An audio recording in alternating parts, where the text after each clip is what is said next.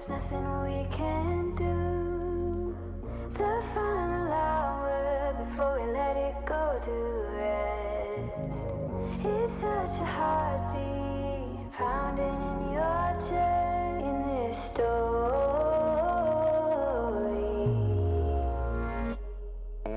Backlash written on me, card rubbing on a glass bowl. I've been balling, free my ladies and counting down. I'm already out, already on the countdown. I'ma set it right. Got the backlash written on me, cool running from the popo and it's on me. Don't know which way we're going now, I don't wanna know it. Might as well be going down, I don't wanna know it. We're going up, we're going under, and there's nothing we can do. The final hour before we let it go to rest. It's such a heartbeat pounding in your chest in this story.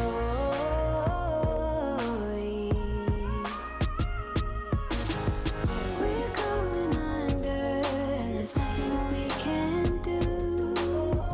The final hour before we let it go to rest. It's such a heartbeat pounding in your chest in this story. Backlash written on me, card rubbing on a glass bowl. I've been balling, free my ladies and counting down. I'm already out, already on the countdown. I'ma set it right. Already on the countdown. I'ma set it right. Backlash, I'ma set it right. Backlash written on me, card rubbing on a glass bowl. I've been balling, free my ladies and counting down. I'm already out. Big cup in this store. In this store.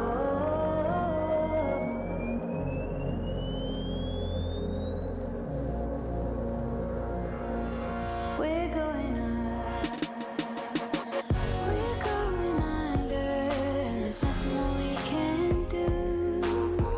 The final hour before we let it go to rest. It's such a heartbeat pounding in your chest in this story. Backlash written on me. We're going under, and there's nothing we can do. Already on the countdown, I'ma set it right, right. Already on the countdown, I'ma set it right. It's such a heartbeat pounding in your chest in this story. Backlash written on me.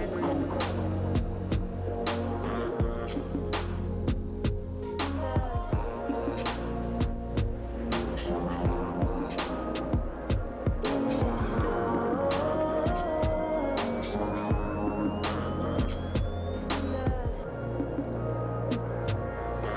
We're going As a Oh, result there. of that, that means you can leapfrog to Moss Ridge Welcome. and get all your forces over, and then if there's lots of attackers at Bunker Currently J993, you can hear can't Farah capture points so they're talking. out of position. So that's what we mean by leapfrogging.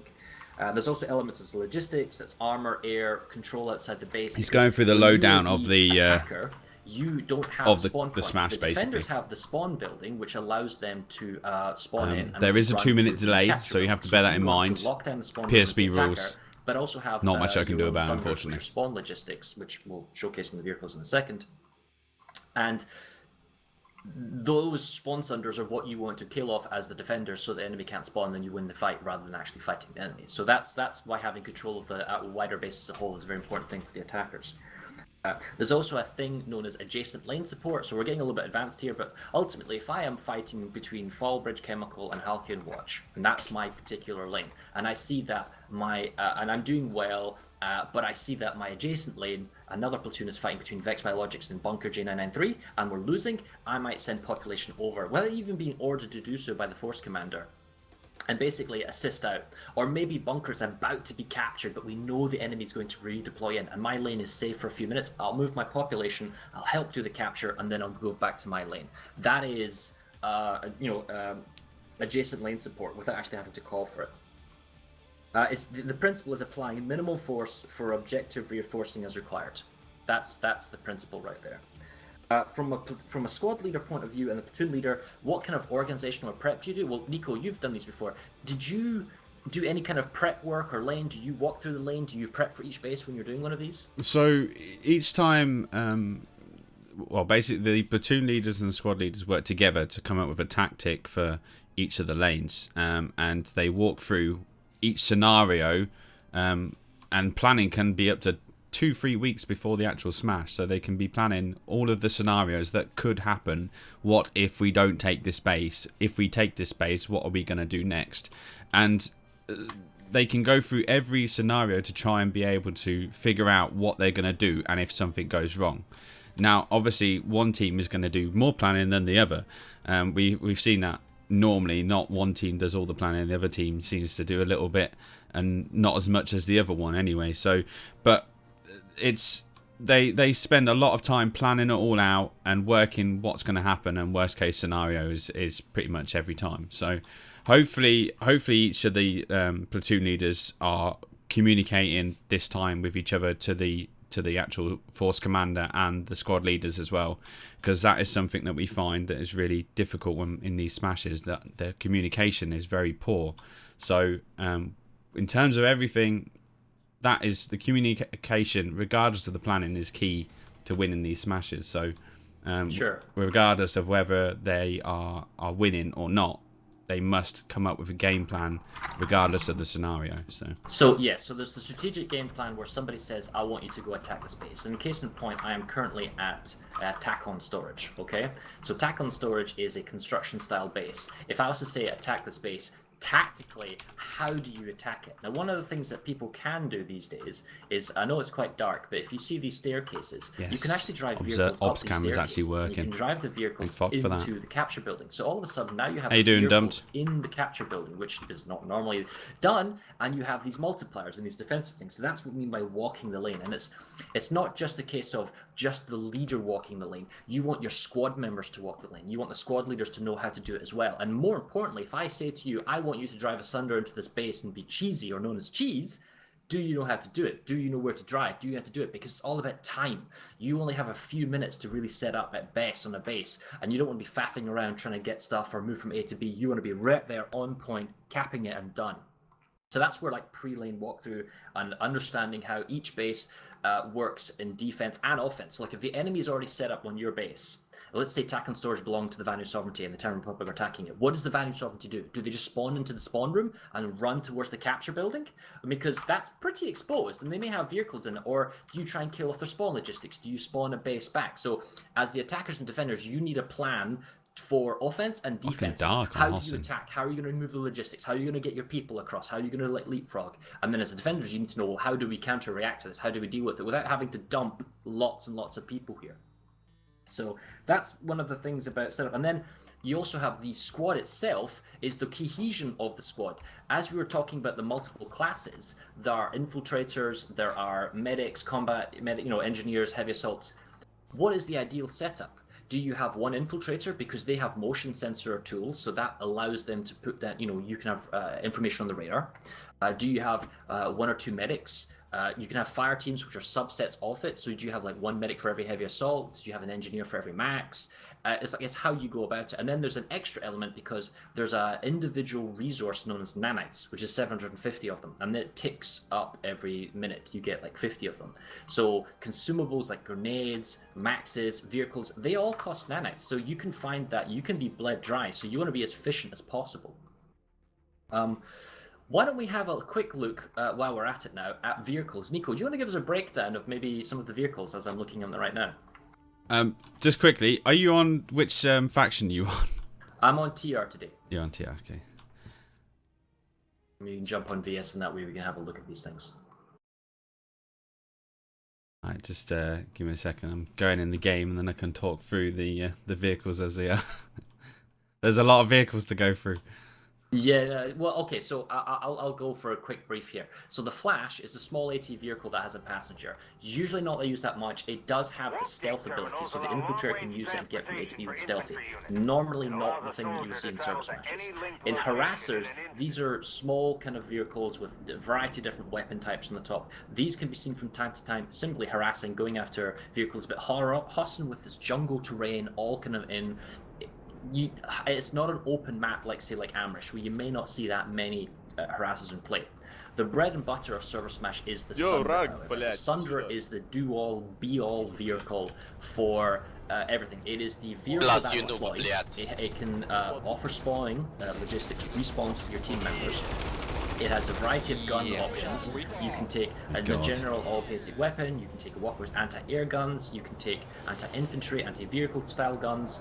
And the thing is, one person can drive this vehicle and then jump between the front gunner and rear gunner. So one person in a Sunder with, let's say, an anti-aircraft gun on the front and then an anti-infantry or general all-purpose gun in the back means that one guy can drive this mobile mini-tank, as it were, spawn, deploy, and then use a variety of guns for the scenario that calls for it. Makes it very powerful. And if you have everyone with their own Sunder, it's really, really good. And they all have a bunch of utilities as well. They have extra armor, deployed shields, the proximity repair for other vehicles nearby, or stealth. So the Sunder is where maximum cheese comes from, and ServerSmash is heavily used. Did you use Sunders a lot when you were playing, Nico?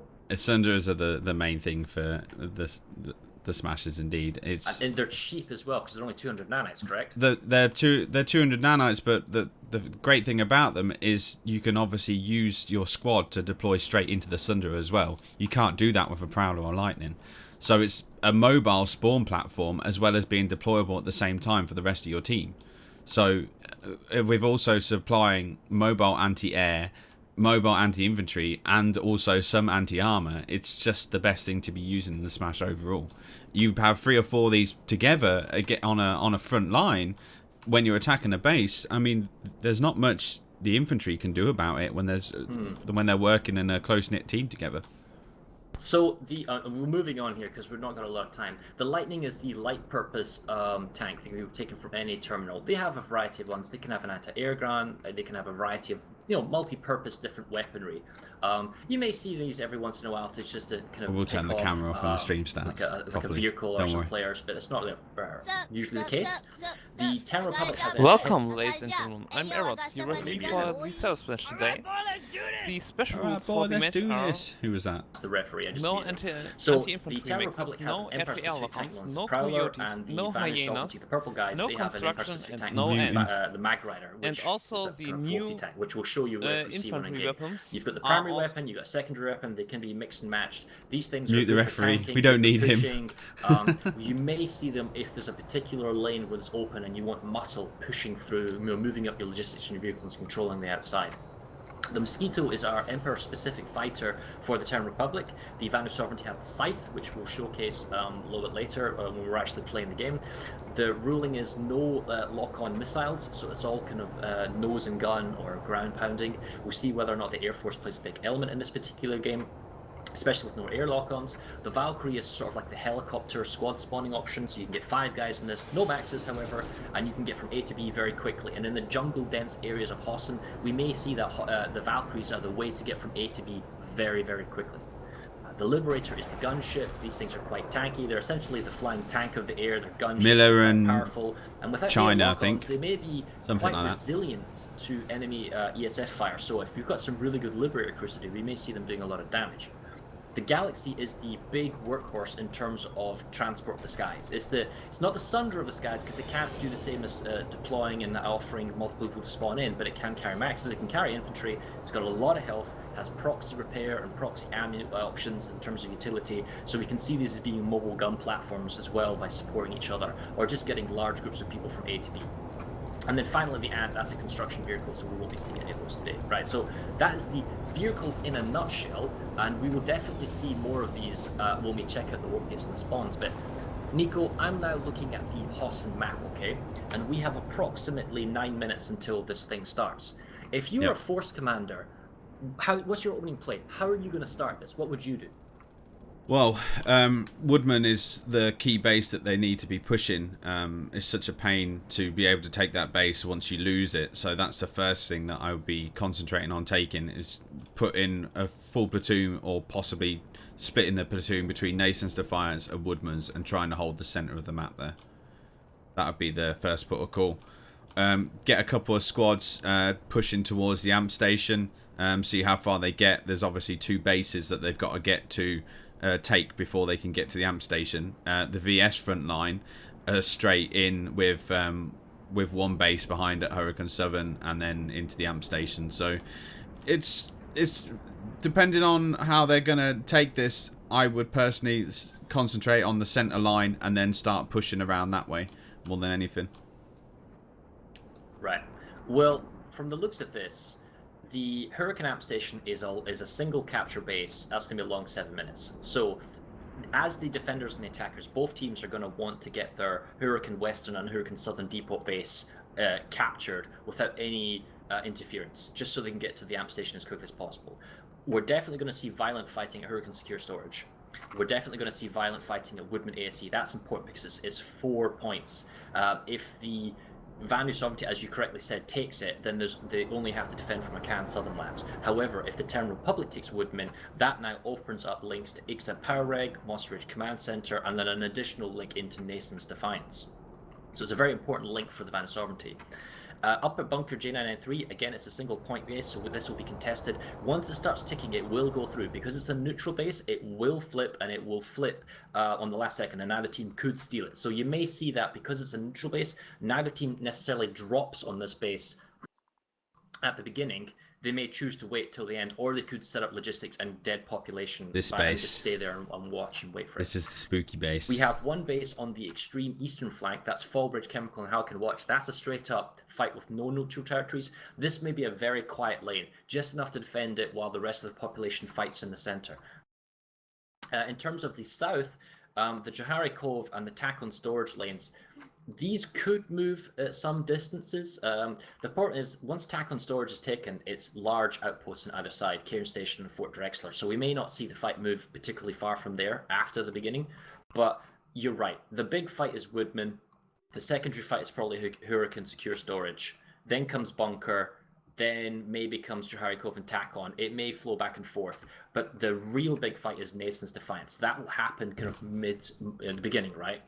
It's gonna be a full ditch straight into Nason's Defiance. I should think both platoon leaders are gonna be sending Force Commanders. Are gonna be sending right at the beginning. I think so. I think that's gonna be a push. It's either gonna be Woodman or Nason's, in my opinion. I in my experience would tell me that Nason's not that important. You might have. I would send enough people to lock down 1 capture point so the enemy doesn't have all of them, so it just becomes a very fast base capture around 5 minutes, stall it out, and that way you can focus your forces on the smaller 4-point bases and then reposition your forces onto Nason's and go there with about the 1 minute marker and then dump it. And that's 1 minute when it's 2 for one enemy cap and 1 for another. So once you dump there, it goes very, very fast, and you just bring everything, smash it, and then leave instantly. Yeah. That's how I would go about it. But we'll see. We'll see how they go about it. And sorry, that's one thing we want to talk about. Miller's quite experienced with this. Now, there's a lot of fresh blood playing for Miller today, so we're not going to see the heyday days of maximum cheese and like supreme power. But there are still experienced veterans. There's still, I believe, Despa's playing as platoon leader, and there's the force commander who's experienced. The China Thunder side, they're an untested force. We have instances where we've had Eastern Asian teams come before, Why is the coffee such as always the gone? Koreans, the Crown server, and they fought against Briggs and they fought against Emerald, and they used live server tactics. And by that I mean your base is under attack, so you redeploy as in the spawn room, and then you run from the spawn room, and you don't do any kind of other multipliers or force multipliers or some logistics type thing. And then they basically just dump 70% population on the base to save it. That's live server tactics. Now, while that works on live server, on ServerSmash, if you dump 70% population in one particular area, that means you're short on other pieces. So that you might find that Miller pressures not 1 base, but 5 bases, and you simply can't redeploy quick enough, always putting out fires. It means you never get the momentum to attack the enemy. And that's my concern here for Thunder, whether or not Thunder has practiced, has the organization, has the communication between the platoon leaders and the force commanders, and is able to actually push into Miller's bases and capture them. So that's I see Thunder as being the untested team here, and I wonder if they're up to the challenge. Let me grab the ref. User Hello, was moved referee. to your channel. So we are 4 minutes away, is that correct? Okay. I think you killed the ref, mate. Nah, he's here. So just to say, when we get to 1 minute, will you say 1 minute to go? Because then I'll drag you back into the room so we can sync up the start of the clock. Awesome. Right, cheers.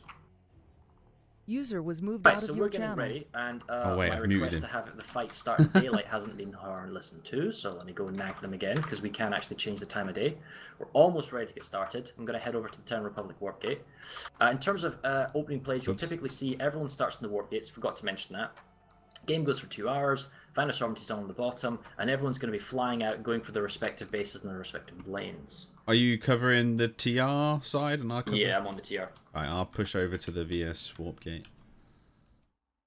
To get it from their perspective. Get out of the warp gate, soldier. You are in a restricted area. Only dot source, so I don't think there is an admin on at the moment. User left your channel.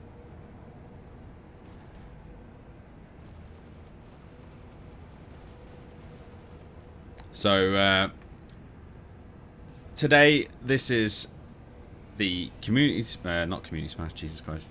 It is the smash between Thunder and Miller on the Jaeger server. User joined your I'm channel. Just casting organizing, with making sure that Farah, distance who you and can everything hear, set up is ready. and I'm Okay, so co-casting we are 2 today. minutes from start. I believe it's a 2-hour smash, or an I've got hour my and a start half. timer ready. Oh, do you have the same one as me, Nico? Same link. The You see link, yeah. in TeamSpeak, so that's the one we're using for overlay. The one If you sent anyone's me. not aware, PSB1 is hosting myself. That's twitch.tv/VarZelith, and PSB2, Planetside Battles 2, I believe, is hosting Nico. Why don't you tell us your channel, Nico, just before we get started? Yeah, so I'm streaming on both YouTube and Twitch, so if you just type Nico101 on YouTube if you prefer that, or it's Nico101_YT on Twitch. So you can find my channels. I think I'm slowly progressing up the the list of channels. Oh no, I got 4 people on Twitch. See, the biggest problem is most of my audience is on YouTube rather than Twitch, so The match starts in 1 minute. The match starts in 1 minute. All right, I'm gonna move them up. I get a lot of... User was moved to Okay, your so that's channel. our good fellow moved up. So I want you to give me a 10-second proper countdown, Fabian, and then I can start the clock as soon as you hit 1, alright? Yes, correct. So here's the Town Republic, and back to, unlike the last smash we did, we do have a lot of ESFs. Everyone will have pulled their ESF, and you might have a couple of Liberators. I'm gonna pull the and we may webcam have off one or now. two Galaxies, but it's all about flying. You don't want to see to my your face the whole objective stream, as fast as right? possible. That's the sort of Unless there's a noob-friendly petition to section keep it on. From now on, we're just going to go full pace ServerSmash, and I'm sure if you don't understand what's going on, you can just say so in chat, and I'm somewhat 10 helpful. seconds. 9, 8, 7, 6, 5, 4, 3, 2, 1. Match start, match start. Good luck, everyone. And that's it, 2 hours to go, here we go. Miller immediately leaving at the warp gate. I assume all the VS and sites are doing the same? Yeah, well, there's all the galaxies are waiting. Okay, now they're moving out. It's a really slow start from the VS. Maybe they don't understand what Go in English is, I don't know. But the fact is, one of the dangerous things when you leave the warp gate is the fact that you ran into other people really easily. Yeah. And you gotta check the minimap here, there's so many things flying off. And you think you ram into people and you can die, and it's like, it's so frustrating. So, the VS... This is a really interesting. There's 6-7 galaxies pushing the... Really? Galaxies? So the first fighting we can see is over attack on storage, and it's basically just people bailing to grab on the capture point, and then you're just opening air battle in the skies. It looks like there's a huge force going to Jahari Cove. I'm not sure if these guys are full or not, but... Down in the south, you say? Yeah. Oh, yeah, we see the galaxies. Okay, oh, someone one just... galaxy Oh, got no, bumped. they just got The bumped. second galaxy just got bumped. Hopefully they Well, bailed in well, time. well, I hope they're not bailing out their galaxies. Alright, so they flew. So they didn't use scythes. They flew their people. Flying not on a scythe is typically slower. The only reason you would do that is if you were bringing maxes in. But we see the the VS, the purple guys, they've got themselves Jahari Cove. We'll look at the map in a second. TR's gone really heavy into tack-on storage.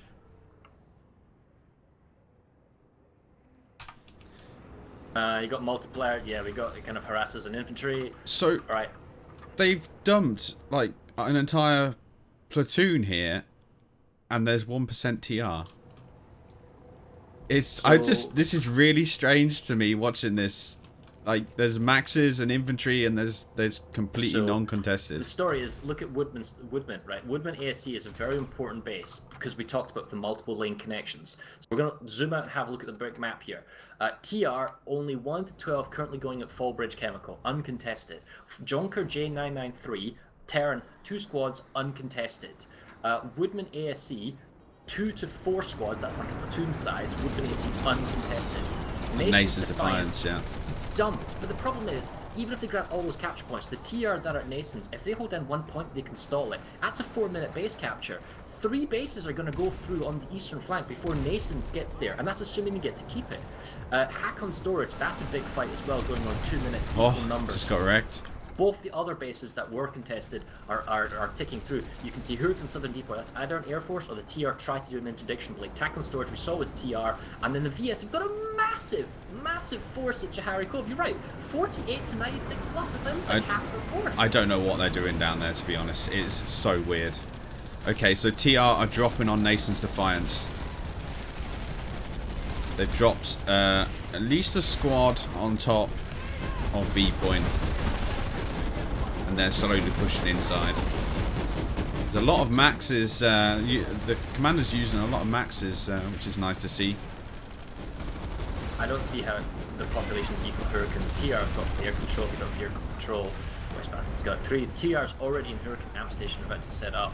Populations on Nason's Defiance is growing. Look, Fallbridge Chemical still uncontested, Bunker's still uncontested, Woodman's uncontested. You can't get the VS can't leave Jahari Cove that quickly. They'll get it, but the fact is tack on storage. Oh, you know what? The TR could even go to Jahari and try and steal it, but that probably won't happen. The thing is, once tack on storage goes through, the TR can shift down south and go for Root House Distillery, and that can cut off this VS force at Jahari. I don't understand why they're still there. They should have redeployed immediately. You don't need that many people, though. That's the thing. So, Nason's Defiance has been stopped on the cap timer. Currently, VS have 1 point and TR have 2, so it's now an 8-minute timer. So that base cap has been stopped. And Woodman's, that was the TR, right? You just want to stall Nason's out so you can grab the other bases. Yeah, and Woodman's is a 1-minute cap timer, and I think that base is going to go through unless they drastically redeploy over there. I'm loving the air battles anyways. There's a hell of a lot of air, which is nice to see again. Seeing mostly TR. Where is the VS main air force at the moment? I don't know. I can only see TR flying around in the sky. Yeah. so you know, I see lots of TR and TR staying in the air, but I don't see his VS. Now, if you look at population control, equal populations. It is equal pops, guys. This isn't like TR have brought more. It's 49-49.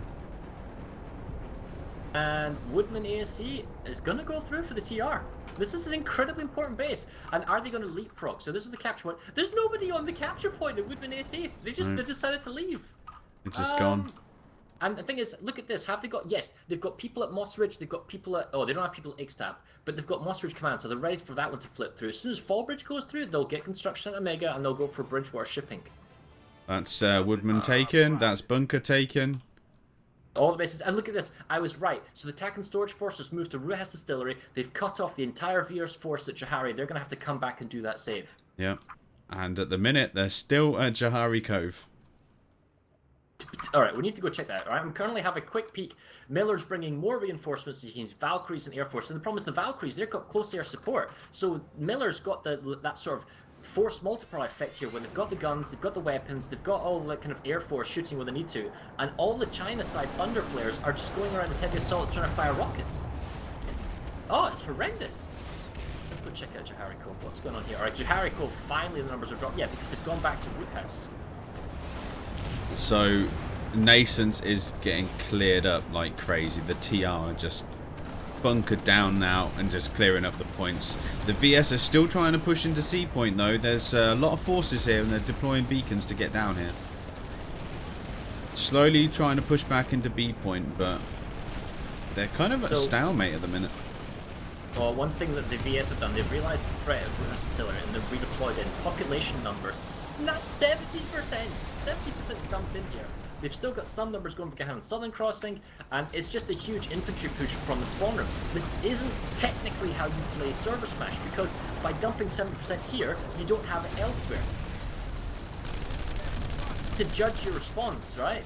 But I tell you what, if the VS were smart, they could go to attack on storage after this with artillery and safeguard their flank and maybe push back. So the VS are bunkered in underneath a B point, but they don't seem to be pushing towards the point. They're kind of farming for whatever reason. Check this out. TR has abandoned Hurricane Camp. VS is currently going for it because there's no value, and there's a harassment force of TR at Cairn Station, and by that I mean small numbers, flipping the points, making sure tackling can't be done, and forcing the enemy defenders, that's the VS, to send more population there to try and save it.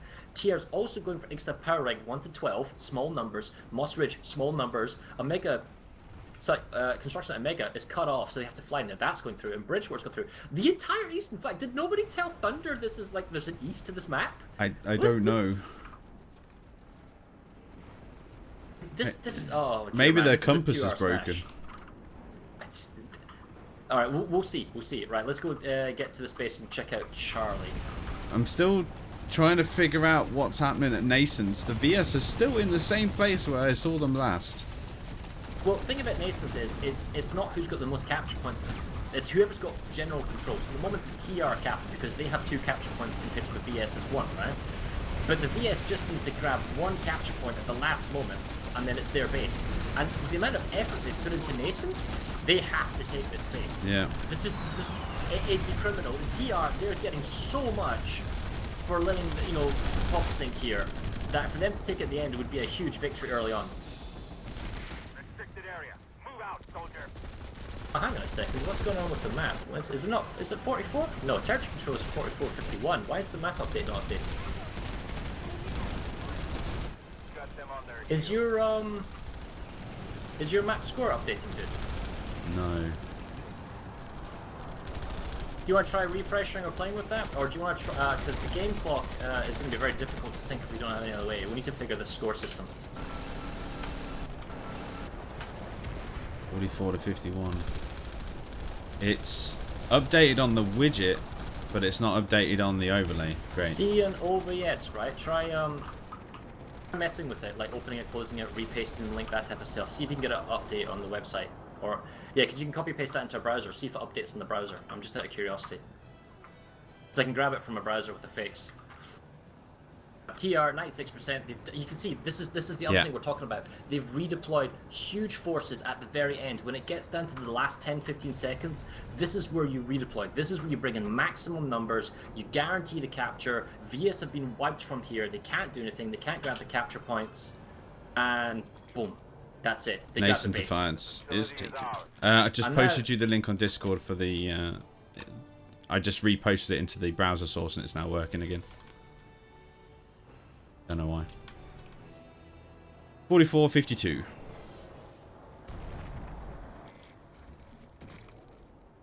I was too close to a vehicle pack. That's the first time an ops cam's been killed by anything.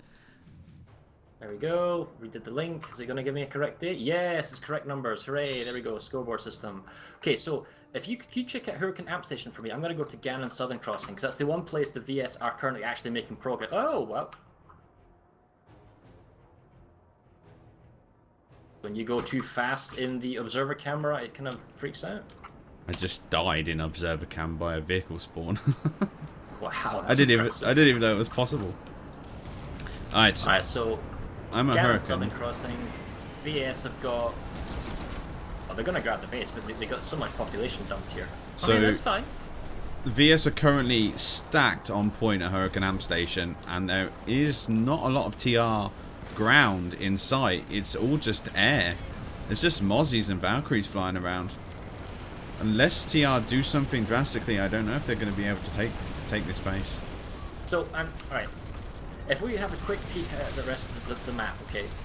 The VS are pushing south. They took Johari Cove, they took Gahan and Southern Crossing. There's nothing stopping them going back to Tack and Storage, but Cairn Station is being properly contested for, and that opens up the whole centre, so the VS need to lock that down. What can the VS do at Gahan and Southern? They can go for the tech plant. And you can see the population is actually pushing into the tech plant. But the issue is, tech plants are very difficult bases to take. You know, and I don't see the TR giving that one away. That's kind of like the large outposts and the big towers that we're looking at right now at Train Station. These are supposed to be the bulwark. Like, you've taken the small bases, but you can go no further. Yeah, that doesn't seem to be the case. Small numbers of TR on BC, and they're grabbing it. So, TR are just shooting the infantry on the point. They're not even trying to push in there. So, maybe they're just... Now the TR is farming. I don't really understand why. Okay, come to Hurricane Amp Station. VS is playing big time on the base. The external shields are down, so base people can get into the building. The VS are playing maximum infantry, no multipliers. TR is firing their aircraft on the outside. They're trying to ride some Sundras. It's just... Oh my god, the rocket spam on the Kaplan with like medics resident everywhere. The problem is all the splash damage when TR does choose to push. It's a whole 60 seconds. Oh, they're being This was such a bad idea by taking the shields down. The TR probably did it rather than the VS. Well, yeah, maybe that's true. But there's still no infantry though. That's the important thing. TR splashing them out, but all the medics are resing up, all the VS on the capture point. Oh man, 50 seconds. This is a slaughter. And the thing is, you know what's got me? Is both the vehicle terminals are actually hacked in Vanu, but yeah. like 2 or 3 guys pulling out Sunders. Like if you pull out a Sunder right now, that TR Sunder is... It's way to fucking do this fucking shit! You've got but they're not doing it. So they're trying to push on the point and steal the base cap. I've just realised what they're trying to do. There's 30 seconds, they got to get in there, and they're pushing up the stairs. I think they're going to do this. 20 seconds. There's a TR just pushed on the point. Oh, that's it. Oh, here they come. They're just clearing the VS. It's going to be a base steal for the TR. Yep. Res nades out, zombies. No, not with that many. Not when you're dead and you've been camped. I don't believe it. The VS had the V-pads. They could have stopped the TR on their treads like a minute before this happened. I can't believe they just lost it. That's it. It's a TR base cap. They stole it from the VS. That is really good play. Well, that's probably Desperate Group and Vogu. I mean, that's brutal. Okay, so the VS saved Gurney Dam. They're going for Ganon Tech Plant. Ruhaus Distillery being ghost capped by a small number of TR. You see the VS has saved Cairn Station, but they've abandoned it, so they don't have any defenders there. Bravata PMC is down to 1 minute and 20 seconds. What? Bravata PMC is a large outpost, in case anyone was not aware. The VS is just... They're not fighting on the eastern lane at all. I wonder if like a platoon was told you were responsible for the east and they just didn't bother turning up. That's such a good base cap, a Hurricane. That was well done. Really well done. So, there's still... The VS are not defending the east flank at all. Okay, it goes as far as Ixtab Power and that's it. There's nobody on the extreme flank. I don't understand. They need at least a squad here defending the ghost cap. Alright, so they're saving Gurney Dam. Ganon looks like the TR has stopped and is beginning to save. It's a difficult base to get. Looks like Roothouse is kind of going back and forth. Cairn Station, wow, 24-48 at Cairn Station. Maybe they're redeploying. Probably they've spawned back out from Hurricane Amp and getting ready to redeploy and go somewhere else. I don't know, man. Bravata is going to go through. This base should take at least half an hour to take with maximum pressure. It shouldn't just go uncontested. This is a large outpost uncontested, and this is what we're talking about at the beginning. Is China Thunderside up to the match? Are they going to play this? And I don't think so. I heard that their main force commander was hurt, and that's why his squad or outfit isn't playing today, which is why the number is only 200 and not like 250. And I wonder who the reserve FC is, and I wonder about the PL distribution, because it just feels to me that even if Miller's bringing lots of raw recruits and new people, if the backbone organizational structure of go here, fight there is there, then it works. And it doesn't seem like the Thunder has that. I mean, PMC just goes through. What does that mean? It means the Ixtab power warp purification is up for contestation, and that's an easy single point. It means that Eastern Substation is up for contention, small isolated bases, and then that allows you to move down to Mulek Tech. I mean, hell, Zot's North Garden's going to go through. It's a ghost cap. I can't understand why they're not defending the east flank. I can't get my head around it. It's absolutely crazy. Attack on storage, VS is going for it. Let's go check out how their attack's working there. So I'm at Ixtab Power Egg, and there's not really much happening, but there is 2 squads of VS here. They need to redeploy quicker. Then just like this is a common thing that we see on all these Smash events. People just don't redeploy when they realize they're not needed somewhere. All right, so here's the conundrum, right?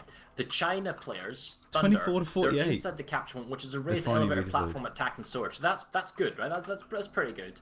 We have a deployed Thunder on the outside, so he's not using the rear garage, which is safe from air attacks. So that's a negative. Oh wow, that looks awesome. On the inside, because it means he can't be shot at by vehicles and aircraft beating him up, and that's something I mean spawn logistics. But they have other Thunders. They were at the space before the TR turned up, and none of them drove up the staircase. You can drive up the staircase, and the spawn Thunder is going to be defended, and you can get a vehicle, a multiplier, into the cap building. Because you see how TR's surrounding the capture point and slowly eking their way in. If you can get a vehicle in here with double anti-infantry kind of grenade launcher type weapons, you can just pound the doors and nobody comes in. So Gurney Dam's going to be a cap for TR in 45 seconds. They are literally pummeling the spawn room. Now, the VS are doing a sneaky and they're coming in the other spawn room, but I'm not sure whether it's going to be enough for them to be able to push back. There's a Lightning and a Sunday defending on the east side here of the point. This is what we mean by multipliers. So you see, this is what TR is doing. TR Miller has brought Sunders. They have a Sunder over there on watching the spawn room, so anything comes out gets plastered by that guy. And then over here we have a Sunder that's basically being a tank. It can block the door, and if we check the guns setup, we see both anti-infantry guns, known as kobolds. And the TR is not actually in the capture building, they're outside controlling the external area. And that's the difference. The Thunder is inside the cap building, for example, at TACON, rather than fighting or controlling the external of the base. And that's how you get the capture. That's how you get it. Well, it's a base cap for TR. Oh, the outfit names are juicy. The... Sorry, go ahead. I was going to say, like, it's definitely TR showing they're such an organised force. It's incredible how well and they're working together, and they're not using too much of something that's not needed as well. You can see that. I thought this 2 hours would be a long game time, would be a slow, grueling grind towards the warp gate with one team perhaps dominating the other, but this is so fast, this might be done in the hour. I think Miller so. may legitimately push, because with tackle and storage, they can go Root House, go to Bytol and Bytol Biolab. Biolab's a quick captures, and you can get into the warp gate. VS, however, they're back at the Ganon Tech plant. They're actually going in, but they're back there. Dude, Zot's North Garden was ghost capped. Now Zot's Apatorium is ghost capping as well. At least Eastern is being defended by the VS, and Ixtab power water purification hasn't gone through either, and Ixtab power regulation has been saved. So I mean, that's some positives. I'm just wondering whether the VS are going to start defending from the Biolab, because they know they can easily defend it. But the thing is, they're going to take Eastern Substation soon. I know from the VS, and they're going to cut them off at the Ziggurat, and that's going to bypass the Biolab anyway. So it's I'm not really sure what's going on. I would have expected them to defend from that side, but they seem to be tech plant. Right. Yeah. At the tech plant, the VS have the shields are actually down. The vehicle shields are down. But it's probably not a great thing. Yeah, you want to do that? I'll be right back. So I'm gonna head over to the tech plant here. Looks like it is going to be... The STU is vulnerable here. Because the vehicle shields are down, and this is the VS that's done this, it means that their Sunders in the back spawn area are down, destroyed. Oh, now the shields are back up. That actually saves them.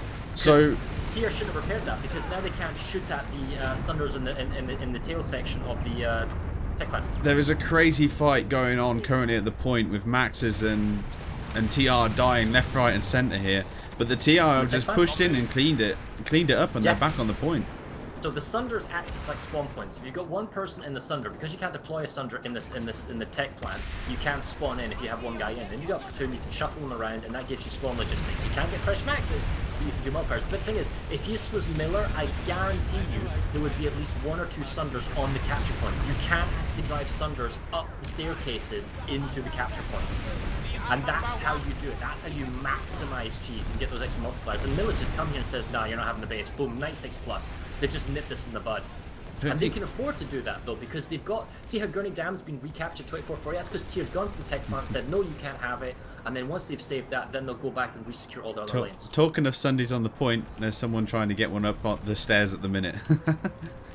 Cobalt Sunday incoming. There you go. See? That's how you do it. This is maximum cheese right here. And he's in. That's some good driving, actually. That good is job. the difference between... This is what I mean by tactical gameplay. How are you going to take this base? Are you just going to sit there and infantry up on the balcony? Or are you going to learn how to drive the Sundra up to the cap point and then watch the faces of the Chinese as they come up the staircases and go, hey, how you doing? Now I got a kobold here. Screw you. And just slap them all. So the VS are currently coming in the back doors from the west side. There is a massive platoon incoming from this side right now. It's a huge... Alright, let's man. see whether or not the Sundra does any work. I'm just stood here and no one's seen me yet. There's no one in the Sundra. It's unmanned. They abandoned the Sundra. This is maybe an instance of TR. This They left is the base a too soon. TR fail at the minute. They've just Oh pushed my in God. and there's no TR to be seen. They just thought, oh, you know, done. it's done. There's like They've that one left. stealth Sundra that was spawned in the corner. And like the Air Force has come back. It's too late now. You have to repeat the whole process. And it's not a 7-minute base capture now. It's a 3-minute base capture. So props to the VS for going to the tech plant. But it's still only one base. I mean, the Gurney Dam cap, they're still getting that. That's positive. Yep. Except Power Reg, I think it's TR just grabbing that. And you see there's some VS and there's minimum forces around Zots. And Hurricane Amp, small numbers. So all the fighting right now is happening around Tac and Storage and Ganon Tech. Except Power Reg is where the fight is off from the tech plant at least, but I don't see them taking Power Reg anytime soon. So I'm guessing the Miller Air Force, let's think of the QRF type kind of support. They've got their anti-infantry in those cannons. Tiers coming along the balcony. Oh, Here they go, farming that balcony. they got 2 squads watching the staircase. I don't think there's enough. China's watching the balcony side. There I isn't. think TR could push in on the upper platform if they wanted to. They've got TR have got at least 2 squads about to push into that balcony, and the Banshees covering them as well. I think they're just waiting for the Banshees to just soften them up a bit before they push in. Banshees, the anti-infantry nose gun, if anyone's wondering. I really do see a lot of VS here, though. There's still a lot of VS 2 here minutes. inside. SCU is overloaded. The SCU is the spawn unit that allows the defenders to spawn in the spawn room, but the TR have got deployed Sunders and everything set up, so that's not really going to hurt them. The issue is the VS don't have control of the outside of the base. They have control only of the inside, which means it's going to be a desperate push, but if they get wiped, then that's it, they're wiped. I think they're holding the balcony. I don't think TR have got enough to be able to push in there. Right, where are the numbers right now? So it's 50-50 numbers, but the defenders have the sort of defender advantage because there's a lot of Air Force here skewing the numbers. Wow, 48 to 96 They've abandoned at Tac Tac and Storage. Yeah, Wow. they've attacked and they've abandoned it. The TR's coming here. Well, it would make sense, but it might be... Oh, no, okay, they're coming up the balcony. Never mind, they're about to clear them out. They realised coming from one side wasn't good enough, so they decided to come from both sides. And the VS are getting wiped now on the balcony. They're not quite on the point yet, but they know that they need to clear the balcony to be able to take the point anyway, so... You could clear this with 10 seconds. Yep. So they're pushing on to point now. There's about 5 or 6 players around the point. They're flanking round and they're taking Light it. assaults, the TR hopping from behind. C4 your own players. I saw that. That was a nice idea. Okay, now are you actually going to leave people here? Because this is an element that's a good time to talk about tempo gameplay.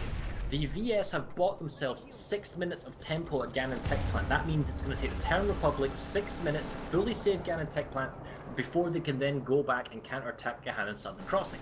So the VS could totally abandon Gahan Tech Point and use that 6 minutes to dump population on Takon storage, or maybe Gurney Dam or Hurricane Arm, you know, that type of thing, because they know their western line is secure for 6 minutes. The TR, however, can't abandon this lane like the VS is, because they have to keep some people behind to defend it. Otherwise, what happens is what we just saw. VS comes immediately back, seeing no defenders, and this has a 3-minute base cap, not a 7-minute base cap. So see what the China does. The VS are pushing in, but TR have got air up and they're killing the Sundays as they're Doing it slowly again? incoming. No, that's the wrong approach. Don't do this, China. Yeah. Like, they should use this advantage. Right, if they're gonna get attack on storage, that's fine. But I just feel like the numbers could be better used elsewhere. You're now. They're getting wiped anyway, mate. Oh no, they are coming in. Well, yeah, they're coming in. They're coming onto the point. I don't know where this forces come from. TR have left again, yeah? Oh my lord. This is so stupid. TR needs to find all the spawn sunders and all the options. Like the Air Force that's outside. They are clearly spawning in from some stealth sunder, somewhere on the south, and the TR hasn't wiped that out. They didn't learn from the first time. Now it's a minute. It's like 2 times. They really want this, don't they? Yeah, and the thing is, they're going to get tack on as well. So I mean, in that respect, it's fine. But the rest of the map is kind of an issue. All right, so they're contesting Gurney Dam. That's nice. But Zot's is still kind of not in a great place. 1 minute 20 on the tech plant now, and the VS are now pushing back onto the balcony where they were before. The TR are slowly pushing back in, but see, all right, here's another thing to take into consideration.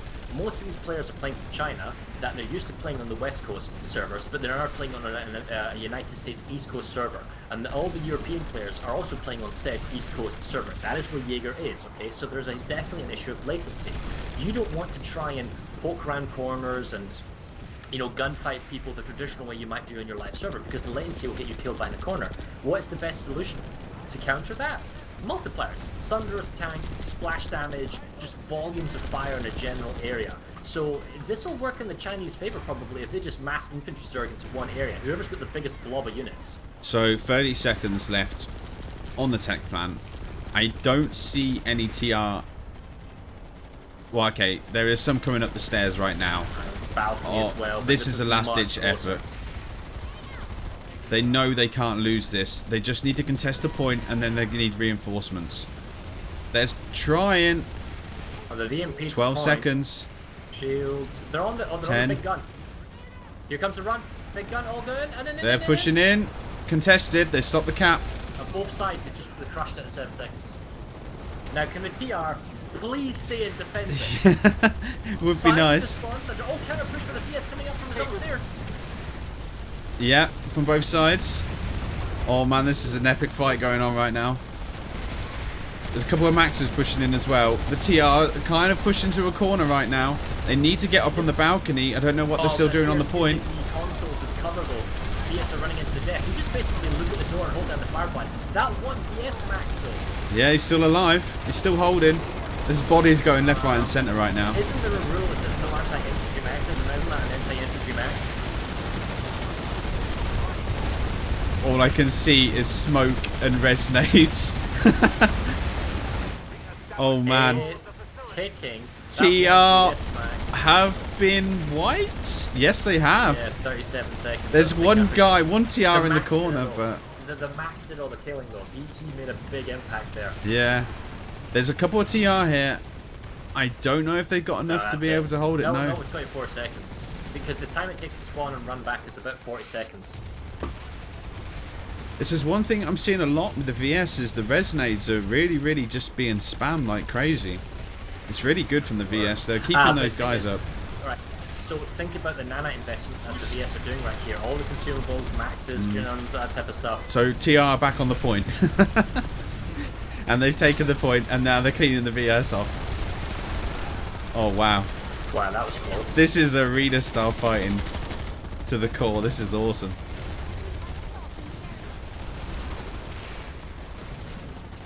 Have they taken the balcony? So close, the VS doesn't want to give up, and I can appreciate that bit. Alright, so can the VS maximize this? Well, they've sucked in so much pop because they're basically playing the game. It's a 96+ by both sides, Royal Rumble in the Gahanan Tech Plant. Right, so who's left outside the map? You see, the TR have actually pushed up the Eastern Substation. They've grabbed it, and they're grabbing Ziggurat, which will cut off the Biolab. They're grabbing the Biolab, they're grabbing Zot Sabotorium, they're getting Ixtab Power Red, they're getting Ixtab Water Purification, they're getting Hurricane Southern Depot. They're losing Fort Drexler. So the fact is the VS are mega pushing 2 lanes, but there are more than that. There's 1, 2, 3, 4, 5, 6, 7, 8 other lanes in contention, not including the tech plant Fort Drexler. I can't believe they managed to take the tech plan back after all that. I think that was a 6-second cap left, and they managed to get back on the point. Okay, so definitely the TR is now going the way they were coming, and they're looking for the spawn option, User whether it's joined your beacons channel. and sunders. That's got to be it. That's got to be the spawn logistics now for VS gone. Alright, Yeah, so the population's crashing. yeah, so TR finally realised, like, hey guys, you know, we need to find the Sunday that's been hiding the whole time here. So there's a small VS force that's at Fort Drexler, small-ish. They are trying to take back the Charlie capture points. No, the TR's got that, so that it makes this a 10-minute base cap. That's going to take a long time. Ooh, Valkyrie drop. He's even fixing his Valkyrie. Well, I think that's a resecure for TR. However, they aren't getting the Jennies back up for whatever reason for the SEU. So the thing is, right, if you're going to take a large outpost, the way it typically works is it's very easy for, like, just as we saw as the tech plant, right? You see how it took 7 minutes, and that 7 minutes is enough time for the town recruit to spawn in and try and save it. And that's the same with Drexler. Multiple points means you can't defend one area, which makes it very easy for the VS. It's an open base, requires vehicles, multipliers, that type of stuff. So you need to pressure in like 4 bases to stretch out the defenders so that you can then force the capture on, for example, Drexler. That So is difficult when you're on. Go ahead. there's a Galaxy coming from the VS and more Sundays and Lightnings. They really want this tech plant. Yeah. No. Yeah, they're pushing another armor column back in. There is at least 2 squads here that I can see on the map. Oh my god. They're pushing back into the same The thing way. is, VS has an advantage here. They had like a full 6 minute safe lane where they could have moved over, they could dump population on Drexler, they could dump on Huracan, they could go back to Gurney Dam. Like Lambda's now under contention. It's just, right, you didn't capture the base, bad luck, but at least you've earned yourself 6 minutes of free time in the lane to go somewhere else or do something productive. They're not giving up, man. But no, let's just charge! They're pushing back into the point now.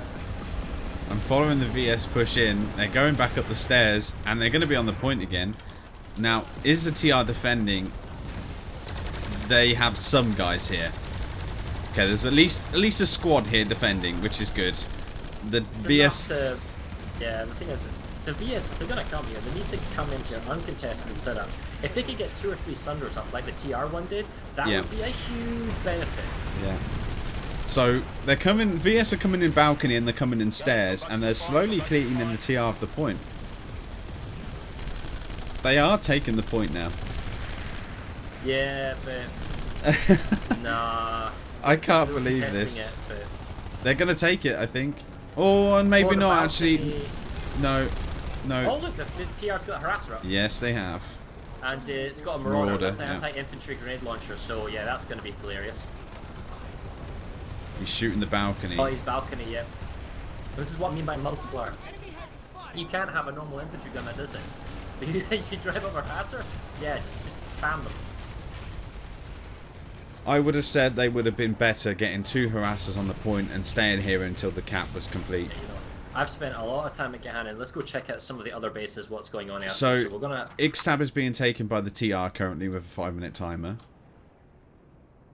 They checking out Fort... Yeah, go ahead. finally have decided to defend the east flank at the Ziggurat because they know they're going to cut the biolab off. The TR is saving Fort Drexler, so that's not going anywhere. Hurricane Southern Depot is captured by the TR, or saved, or whatever. Outpost Lambda, that's the next one. There's 2 squads here. There's like a squad to 2 squads, 12 plus, right? And it just... Lambda is one of these bases where...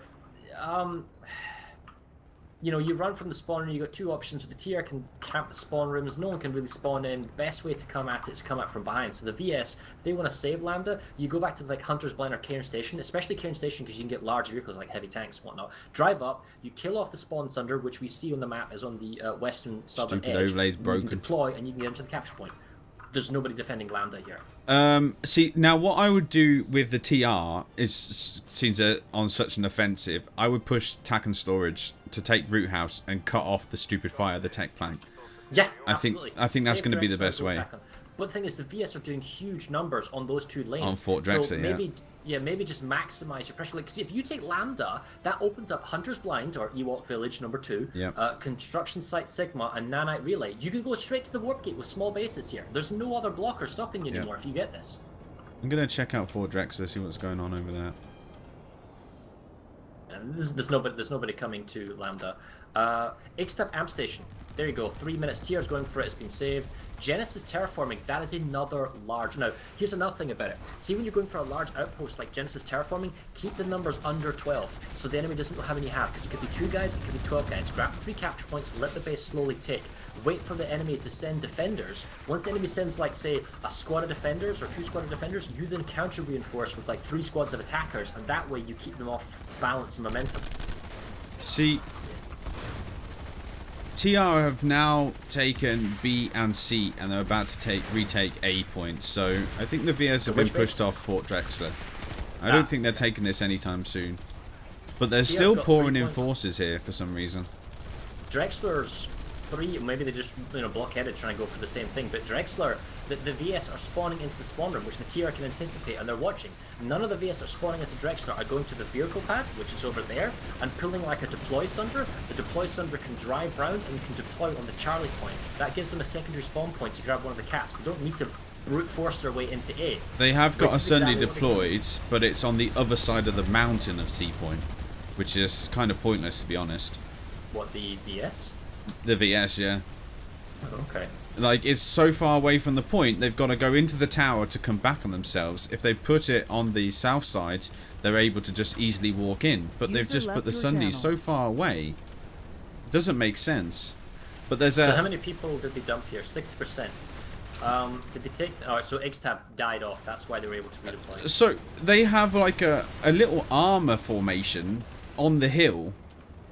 At Drexler? At Drexler, to the northeast. I don't understand what it's doing here. It makes no sense why they're just shooting air with it. Anti-air. So they've got proxy ammo. They don't have proxy repair. Maybe they think TR's... And they've got... Well, okay, so the deploy sunder actually is great for running into Charlie. So that's useful. But the thing is, they don't have any of the capture points. They're just dead population, not doing anything. TR's like, alright, fine, we're just going to leave. There is literally a squad, or maybe 2, just here doing nothing. That's at least 6 people. At least 6 people. 7 for the lightning, 8 for that one. Yeah, okay, so it's 8 people at least in moving vehicles. And that's assuming it's one driver doing the gunner as well. They are slowly pushing into C point, but there's 3 or 4 guys, and a couple more coming in, who are just getting farmed by some TR. It's like it's just like a rogue squad. Of the 200 versus 200, it's like 90% of the map is being fought over by like 12 people. Yeah. and like 10% has like 190 people or 180 people just fighting there. Like, so there's 2 infantry right now from the VS going for Zot's North Garden, and now there's 2 TR moving up as well. It's just a small little infantry fight. Thing is, if you were attacking Zot's North Garden, you can actually drive Sunders up around onto the capture point. You can get double Sunders on the capture point, which means your squad can spawn in, you can do double proxy rep, you can have a blockade Sunder that's got extra armor with extra anti-infantry guns like those Kobold variants, and you can be here and you can stall this base out, but they're just doing it with infantry. And there's nobody here defending. It's not like it's a contested base line on the tech plant where you're fighting into TR. So they could bring these vehicles in the first 2 minutes and be uncontested. So I hope the VS have actually pushed Zot's North Garden. There's a 1 minute cap on that. I regret nothing. Zot's North Garden, there's accusations of hacking going on in chat. Really? Yeah, there's one TR guy running around, one VS guy killing all the TR, but whether that's actually something, I don't know. Probably just lag. But the VS is grabbing it. Yeah, there's a lot of latency, that's for sure. Alright, so here comes TR, Valkyrie, sort of QRF on the capture point. You take down the VS heavies that are here, and that's a save. And I tell you, if you were 2 heavy assaults and only 2 heavy assaults, and you had 2 proxy rep sunders with anti-infantry plastering guns, that would have been 10 times harder for the TR to do something about. Can't really understand what's going on. Like, why did they attack Zots North? Density terraforming has been saved. Cairn Station is being contested. Hunter's Blind is being heavily fought for, but the TR just missed it. I missed that. Tackling Storage. Oh wow, 60 seconds, but they're out pop. Let's go check that one out. I really want to cover like the center and eastern parts, but all the fighting like this is happening in the extreme west. Yeah. Here. So TR is heavily outnumbered. But they have the They are taking the point, yeah. Somebody is pumping a lot of smoke. Oh, they've got a Marauder Harasser up on the cap point. That's going to be a big impact here. All anti-infantry weapons are banned from the max. All anti-infantry weapons from the max are banned. Yeah, so that's somebody doesn't know the rules or doesn't pay attention or doesn't care if you're losing, just using that stuff. So this Marauder is making a huge difference, and that's why. Oh, you can just look down. You can just plaster the doors. You can plaster the staircase coming up. Has a permanent engineer on the capture point. This is force multipliers in a nutshell. So the VS are pushing in slowly. 15 seconds on the cap. There is 2 harassers up here. 2 of them. Is it going to be enough for them to hold? No, they're light assaulting up, but the thing is the harassers can run people over. They're pushing. Look, the 4, harassers are just going 3, back and forth. Look, 2. they even blew up on the guys. There it goes. Wow. It's like, oh look, there's 10 guys running up the stairs. Afterburner boost. Yeah. Into them. Wow, look, he just took that max out. Bye for now. Oh, he's still. Look at that driving, man. Somebody's put him up for that marker on the top. You know, the revenge thing. It costs money to put a marker on something like that. Okay, so the VS gets here, but they've lost the base. Now they don't have the spawn logistics. They don't have a spawn sunder. TR respawns in from because they got the spawn building. And now it's just going to be a case of picking off the defenders. I think it's the VS now has to hold this for 4 minutes. They don't have sunders. They don't have... Like, the TR is only defending this actively for 2 minutes. And the VS now has to defend this for the 4 full minutes. I'd be surprised if the TR are able to push into here, but... No, they'll get it because it's VS infantry only. Like, it's such a good base to defend from. That's the biggest thing with this base. It's so. The thing is, the VS has no spawns. Okay, so when you start softening them up, that's the difficult. If the TR is really desperate because they got 4 minutes, they can bring up fresh multipliers. You know, an extra harasser. Oh, the VS does have a spawn sunder on the entrance of the rear garage. Although somebody's in the gun giving away its position, but ultimately that's where it is. So they do get fresh numbers coming in. While this is going on, TR push cannons fully saved, massive fight going down Southern Crossing. In fact, they're going to take that in 30 seconds. Yeah, that's a huge fight. Put my neck. But the TR's got them off the point. There's barely any TR whatsoever on the capture point. Deployed Sunder, stealth, at cap. They're just camping the spawn room. So there's no way the VS is going to do this. There's so many TR ESFs, and I have not seen one VS ESF since the start. Oh, so the NC have got a deployed Sunder stealth close to the cap point on the south side rather than the north side. The NC? But the TRC, no, so the VS. But the TR, sorry, has like motion. We saw them coming, so everyone just turned around and just ganked them off. So counter push by Miller on TR, pushing back then on that extreme western lane. Tackling storage, dude. The number is 48 to 96. All right, so the VS is probably going to take this because they're dumping a huge amount of people. But Cairn Station, 3.5 minutes. Oh, the Ziggurat was captured and we didn't even see it. The biolab is cut off. Oh yeah. No one can redeploy in, so they have to fly in. So that's. Oh, that was a spooky one. That was alright, sneaky. Yeah, alright, okay, so Eastern Substation has got 48 plus allies and they're going to go for that, but Ixtab Water Purification has got 2 squads of VS trying to take it back, but the AMP Station's under attack, so even if you take Water Purification, you need to save the AMP Station. Hunter's Blind, as I lose my voice, has been captured by the TR. I'm going to watch the center here because this is now the push of the warp gate. They need to save it, but they're already on the next phase. So the VS is still pushing into Southern Crossing. They have a Sunday at the back here, and they're still trying to push in towards the A point. The problem is the TR haven't left, and neither has the TR air. So they're just literally getting farmed as they're running towards the point. It's such a bad position to attack from. It's so far away, and there's a little cover. It's more spicy Miller names, but outfit names. But ultimately, right, so what we've got a Miller force. They've got a multiplier Volgu Sundra, so it's Volgu and Despa that's pushing the center line. That's their multiplier that's in the capture building, double anti-infantry. You see how it's kind of hidden off so that no one can get easy rocket shots on it and it can be repaired. Plus they're holding the high ground with the engineer extra cover on the turret. It means they can watch the capture point and it's a maximum disadvantage for the VS to come in here. And then if you check the population numbers, they're about 50-50, so they've got the spawn under extra option in the back, so they can run in as well, not in the obvious locations. Hunter blind though is an issue because the thing is the TR is getting attacked from all sides, because if they push up a single lane, they can be attacked from SRB hydroponics. So if, for example, they had an infiltrator that was harassing hydroponics, just so Hunter blinds couldn't be capped, but to be seen whether or not the TR can save this. If they get Sigma though, they're right knocking on the warp gate. I think they're trying to push for maybe humiliation by like getting to touching the warp gate. I'm not really sure, but they're certainly going for it. Maybe they're going to cut off the entire lane at Whispering Pass. Alright, so the Sundra actually has another option because you've got people in it. This whole squad can squad spawn into the Sundra, so they don't even need to spawn on the deployed one outside. So it gives so many advantages.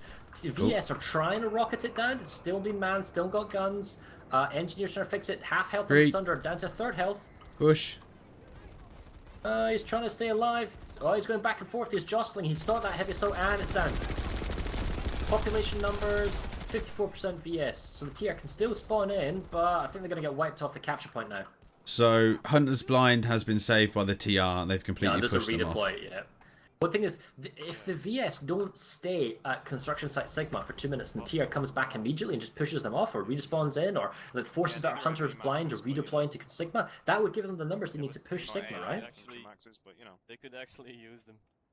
So, quick peek. I'm interested that they haven't given one guy to go and ghost cap Zots North and the Biolab. I know they're taking Agriculture Lab, but there is one guy at Agriculture Lab, so he's going to push onto the Biolab now. If he just does it, goes Biolab, grabs the points, goes Zots, and then just leaves. But so VS counter pushing at Zeestrom substation, 2448 uncontested, but Nettelmeyer 2448. That's it, 2448 with TR. I need to check Nettelmeyer. Are they cheesing this? If there's not like 3 Sunders on Nettelmeyer Big Tree, I'll be disappointed. TR, I am disappointed. You can drive, right? So if you come over here, you can actually drive Sunders up this. Sorry guys, but when I zoom in, here, the speed it does the map, so I do apologise. Such a narrow choke point, you can splash the main entries. Hold on, I'll just change but I guess this you don't for need to do that because it's uncontested. But this is the perfect time to set up these multipliers Nice when guy, it is Nico. uncontested, so that if they do redeploy in, you can stop it. Where's the fucking mini-map zoom? This one. So the actual territory score is 68 to 29, and oh, dude, the thing hasn't updated There you go. again. Keep the map expanded. There you go. You want it like that? Score overlay, Nico. What's that? Sorry. It's not updating. Yeah, you have to like redo the overlay. Like, just open it again and press OK again, and it refreshes. I don't know why it's doing that. All right. Well, thanks, chat, for updating me there. I don't know what the deal is. We'll have to talk to Poonanners there. I'm using a different overlay system today compared to the last one. Oh, someone just fell down. Right, so... Well, Nettelmeyer's going to go through, which means it's a push up to the Macalla tech plant. Currently, there seems to be a fight at Khan Station. 62% VS, 38% TR. But we need to watch the center here, because they've gone back to the construction site, Sigma. So the thing is, the VS needed to stay here and defend, and then push back against Hunter's Blind. And there comes our little multiplier Sunder. They are... TR are capping Ixtab water purification and Ixtab amp station. Pretty much uncontested. The Biolab's flipping now on Zots, and you can expect probably Zots guard to come next. Ixtab water purification 1 to 12. The VS have abandoned Eastern Substation or were pushed off by the force that was at Nettelmeyer. Ixtab Amp Station, they are slightly outnumbered, but they're kind of pushing it down. Fort Drexler, small harassment. Gannon, Southern Crossing, large VS forces trying to counter push there again. They also see a large fight going on at Cairn Station. I'm not really sure. I'm at Cairn Station now, and I'm not really sure what the TR are doing. I think this is maybe like a harassment. Harassment. Just keep it ticking. Yeah, because they're up in the hills above Sea Point. I don't know what they're doing up here. Like, are they trying to get round to Sea Point? Oh my god, the TR is actually driving the Sunder up to the spawn room. Oh, so they're just jumping down the mountain right now to try and take the Sea Point. I think they're just trying to keep the, like I say, trying to keep the timer going just to harass them to pull some of their forces. The problem with Cairn Station is the VS have like redeployed a huge force at Cairn Station for like no reason at all. Dude. Hunter's Blind has been saved. Construction site Sigma with this multiplier Sunder and the forces that are here is going to go through. 20 seconds, yeah. Here. Oh, wow.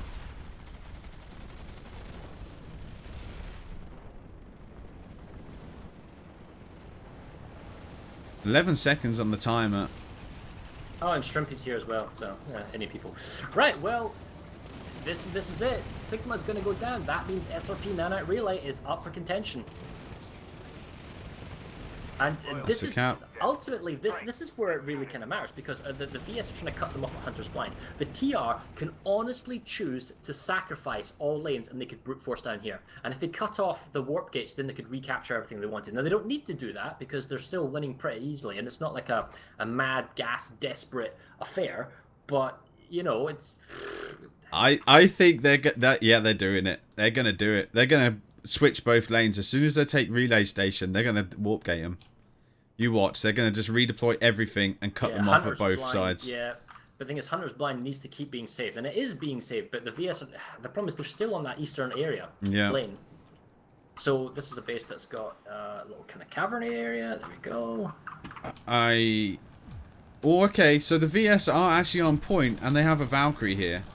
So the TR have got their work cut out to try and get back to point and save it. They will be the cut off themselves, that's true. So, if they don't... Okay, they are pouring in now.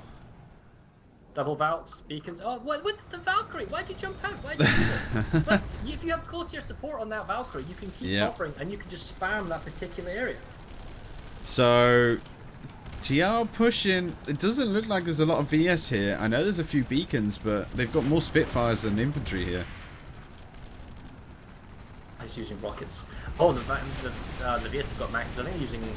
Okay, they've brought 2 Valkyries in, but they really don't know how to fly. Yeah, but this is the thing. The TR, right, can do the same. I wouldn't necessarily redeploy into the space and fight my way through the VS. Go to where there's an air terminal. Now, admittedly, that could be quite difficult, because that's probably Nason's Defiance is the closest place for an air terminal. Because you can fly a Valkyrie right on the capture point and drop your 6 guys in. They are just going to ruin their plans by not defending Hunter's Blind. Where is the TR? Well, the TR's got 30 seconds left. And they've backed off. Alright, so where's the rest of the VS? The VS are at Gannon, Southern. The Drexler's still harassment.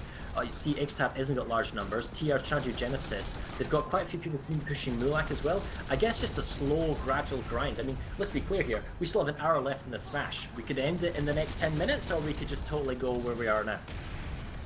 So, 13 seconds. They're about to get all their bases cut off. Or at least the construction site. 6 seconds. TR are nowhere in sight. They don't really care about this base at the minute. I'm not actually sure where the rest of the TR pop is. Oh, okay. They're actually trying to attack Cairn Station. They're still pushing down that eastern flank, though. And Genesis terraforming as well. I'm going to shoot over there. Because Hunter's Blind has just been cut off the other bases.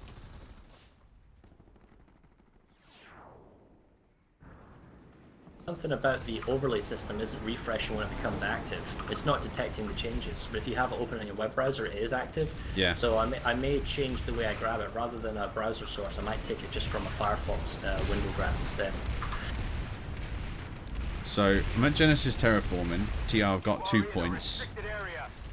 There's a 10-minute timer, though. They need that extra point, so... Well, the counter pushing, yeah, the Hunter's Blind. Cairn Station.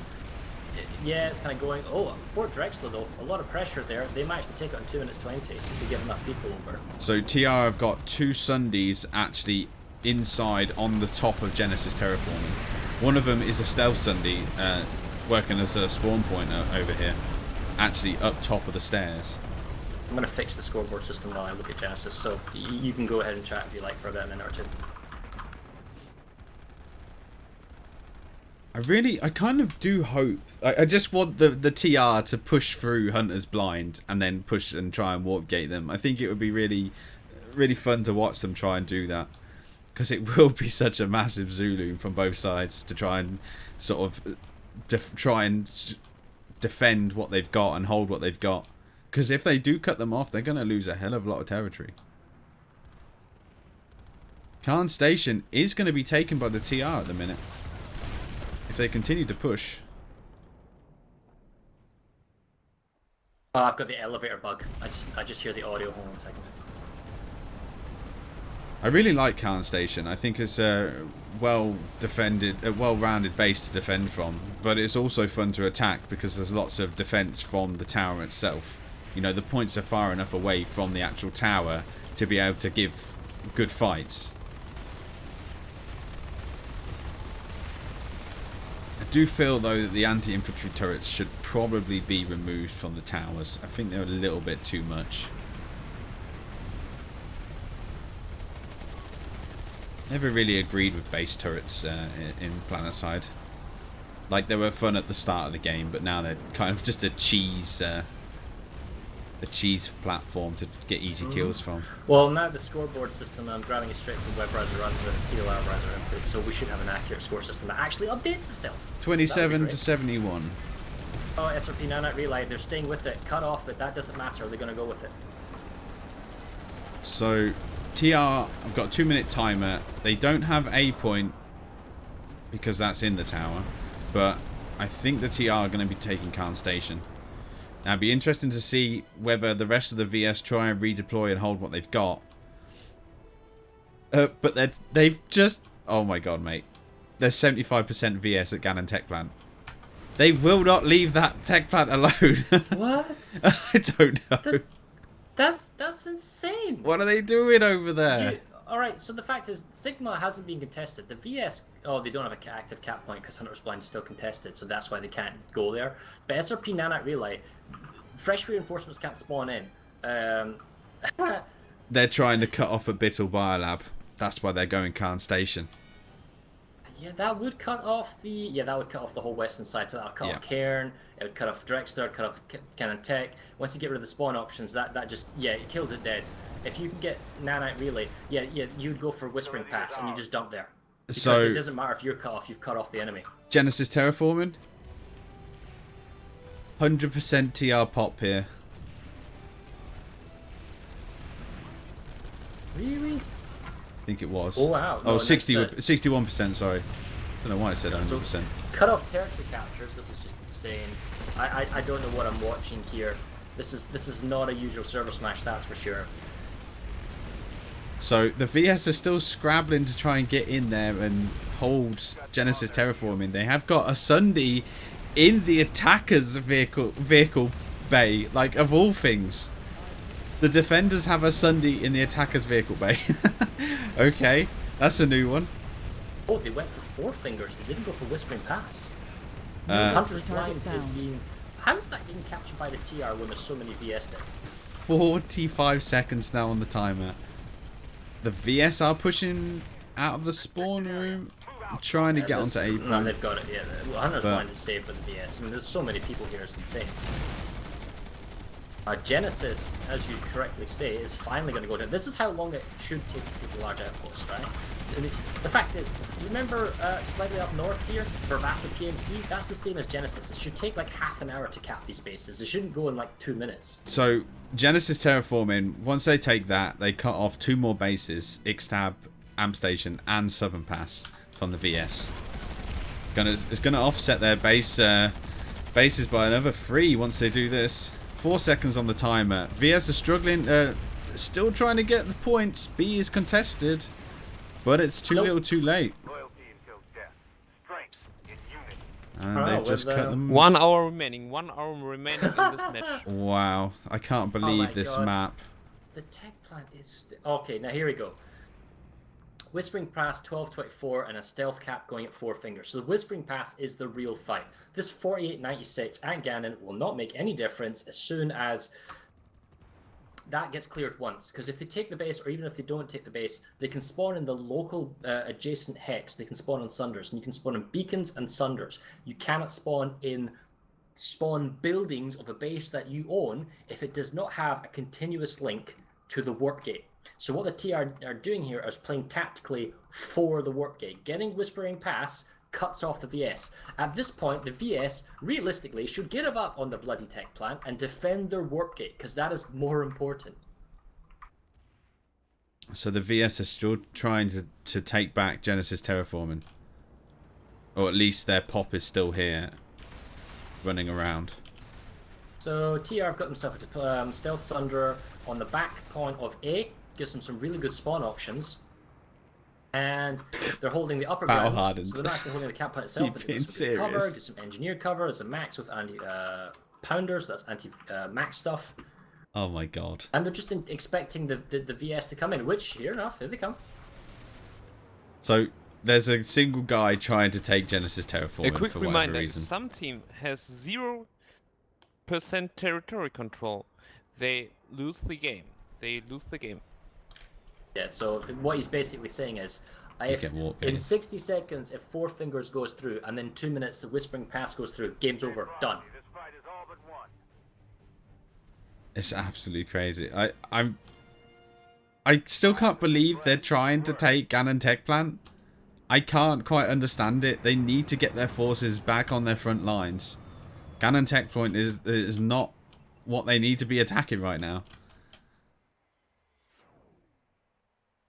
They just need to admit that the tech plant is lost and stop attacking it. It kind of goes back to what we were talking about before. You've got a collection of people from a server Miller who have done a lot of smashes and a lot of experience, and all you need is a couple of people who know how to do stuff, right?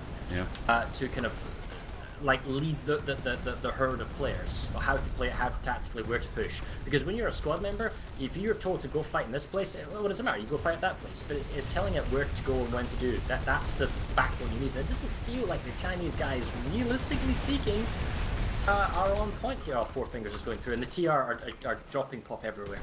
So the VS tried to take the 4 fingers, 3 seconds. So And this shows another thing. It shows logistics support. The TR is able, while they User just cut off joined the your whole channel. eastern side of the map, the TR logistically was able to move population into 4 fingers even though they were cut off. That's Yep. something the VS simply wasn't able to do. So the VS did manage to overload the Jenny, but TR managed to cancel that out, and they're resecuring the tech plant now. They still are pouring. They still are pouring pop in. They're coming from the southeast side again, trying to push in the same way they've been attacking the base every time now. There's a Is there huge a firefight rule? going on. Is there a rule about capture all the tech plants, you win the game? Is someone not telling me this? Yeah, maybe. So 4 fingers has gone through and they've cut off the entire east flank. Not that the VS really cared about it, but that's a lot of bases that they've just lost. 10 to 74. When you get more compacted and you condense into fewer lanes, because remember we were talking about there were 8 lanes, up to 10 lanes at one point. So how do you organize your force? Like, do you have one platoon? Do you have like 4 platoon leaders, and then they have to like juggle the forces over 8 lanes, or do you have 8 platoon leaders who each have 2 squads each, and then they hold each lane individually and they have their own responsibility? So there's less like overthinking in a few people, and then you can maximize, lane adjacency in that sense. So. Like what I'm asking is do the Chinese have enough leaders here, really? I don't know what's going on. They really need to just pull all of their forces. Or is there basically one Zerg fit on China side, right? Which Rip. says, nah, we're going to go for the tech plant, sack you guys. That's it. Planetside couldn't cope, man. It's just crashed. Couldn't deal with the massacre. 2 minutes 30, but TR saving the tech. Four Fingers is still there. 1 minute till base save and Nanite. Whispering Pass is Rip saved stream. and defended by the VS, and they are defending that. So that's holding the whole western flank of Hunter's Blind. TR are going to reconnect their territory in a minute. We're going to go check that out.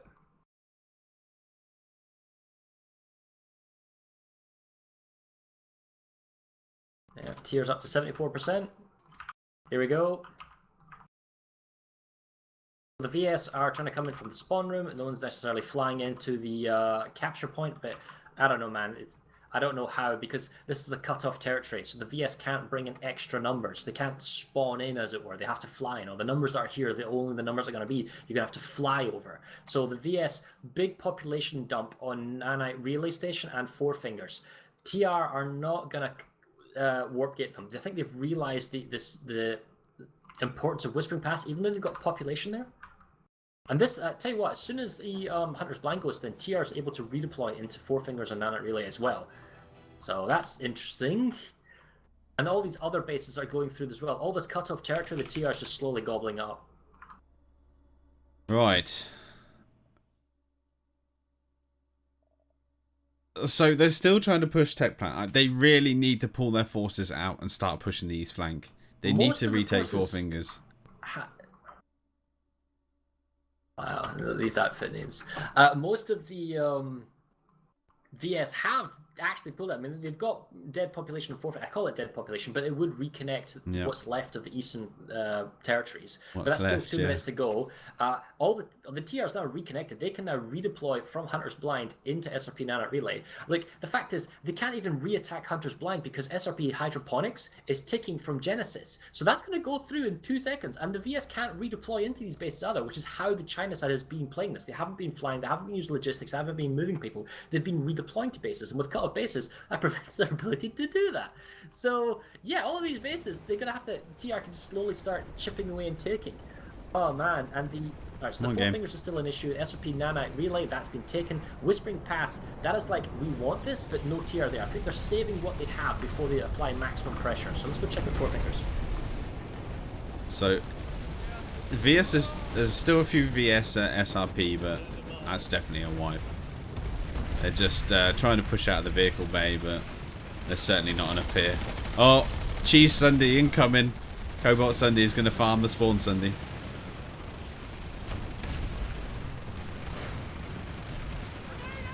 That is a wipe.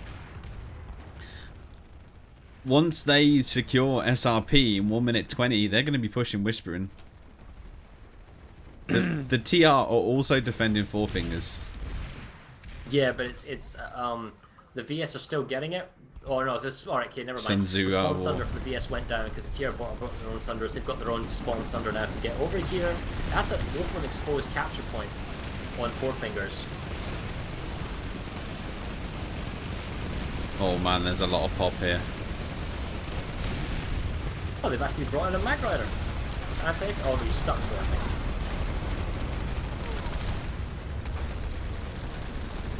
Yeah, I don't see how the VS can hold this for 60 seconds because the TR are on the cap point.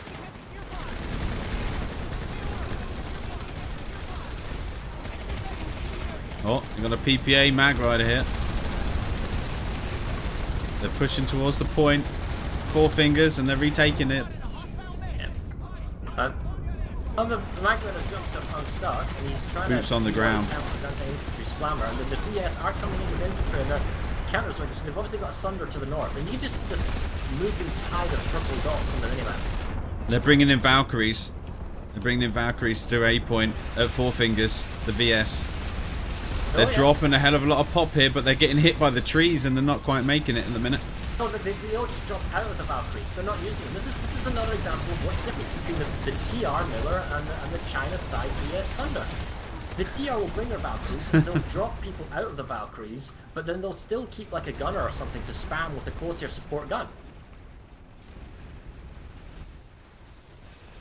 So TR is basically stalling this. What's going on at Whispering Pass? Is it ticking down? The hell is that started you do? right now with 65% TR.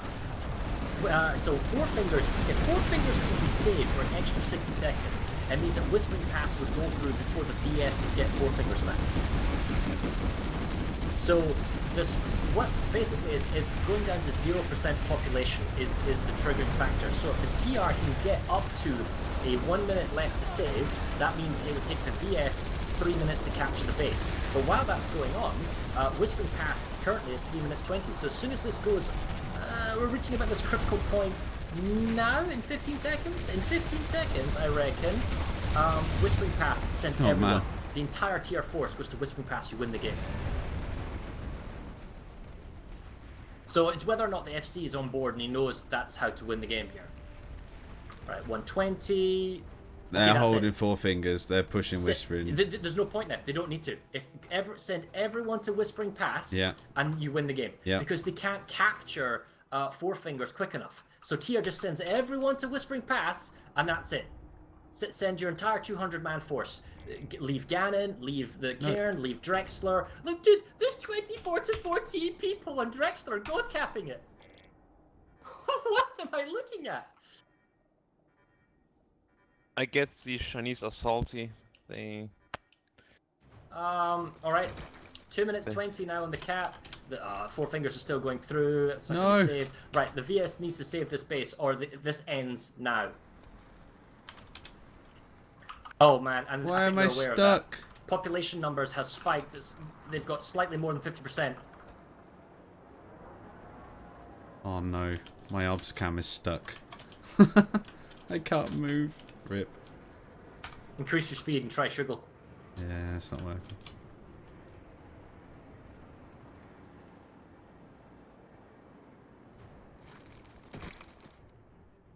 Oh, come on.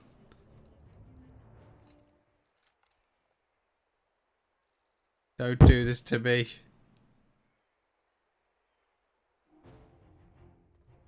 And this is brutal stuff. The VS have saved this. The TR doesn't need to be like, so clearly, I don't know if the FC's chosen to do this, but nobody's actually moved over to Whispering Pass. Like, they just need to, oh wow, they counter push them though. Is the populations going up? No, just the TRs are, you know, it's the distance to the spawn room. The TR have a spawn sunder right outside the capture point, which is much closer than the actual spawn room. The VS have spotted the spawn sunder, however. He's driven right past it. He probably had the intention to deploy there himself. But now that it's known, oh, there's even a Prowler defending that sunder. And oh, there's Galaxies, the Air Force, Valkyries. The TR are just all redeploying here, TR's turning up. They know this is it, and then they should all... Yeah, look at this, 96 plus. The numbers are spiking. TR's going for the throat. This is it. The VS has 48 to 96 at Fort Drexler, and 24 to 48 at Ganon. It's just like, no, that... I don't understand why they're there. Maybe they don't want to fight, maybe they're salty, maybe they don't want to do it, whatever, but the fact is, if it comes to winning this game, it's right here, it's that capture point, it's the next 60 seconds. You gotta get it, otherwise you're not gonna save it 2 minutes. The VS need to massively deploy Galaxies and just get in here. That takes too long. And with the Air Force here, they'll bombard them. See, the problem is, they can do it from the spawn room. They can do it. They're right next to the warp gate. They can do this. Look at the spawn room. I know. They're running in the open into flaming mosquito nose guns. This is crazy. The TR even has the high kind of Valkyrie ground, just picking on them. And this is how you take a base. Oh man. They need to stop pushing out of that spawn room. There's even a Sunder there. The Sunder blew it. Oh my god. They need. This is crazy. Look at them all just inside the spawn room. You can't sit in there. You can say, well, the Sunder blew up and died. Yeah, but it stopped him. Yeah. Of time. Oh man, they are getting wrecked. They're just taking res nades, pushing in, and the Mozzies are just cleaning up.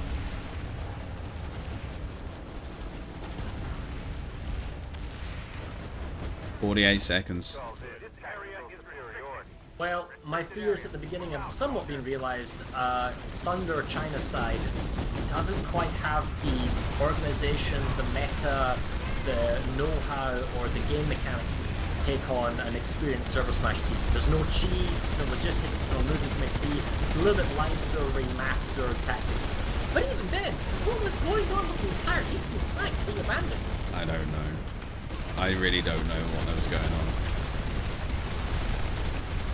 So the VS are trying to push, but there's just not enough. 15 seconds left. This is going to be the end of the match. 10 seconds. Even a harasser. There's a harasser in the capture building with the cobalt. They're trying res nades and they're trying to push. 4 seconds. They're pouring in, but it's too little too late. End of match, end of match. Victory is ours. Oh my god. That's it. That is it. That's it. 26 kills on the top of the scoreboard. 19, 23, and 18. Highest for VS was 5. To DTR. Congratulations to Milan.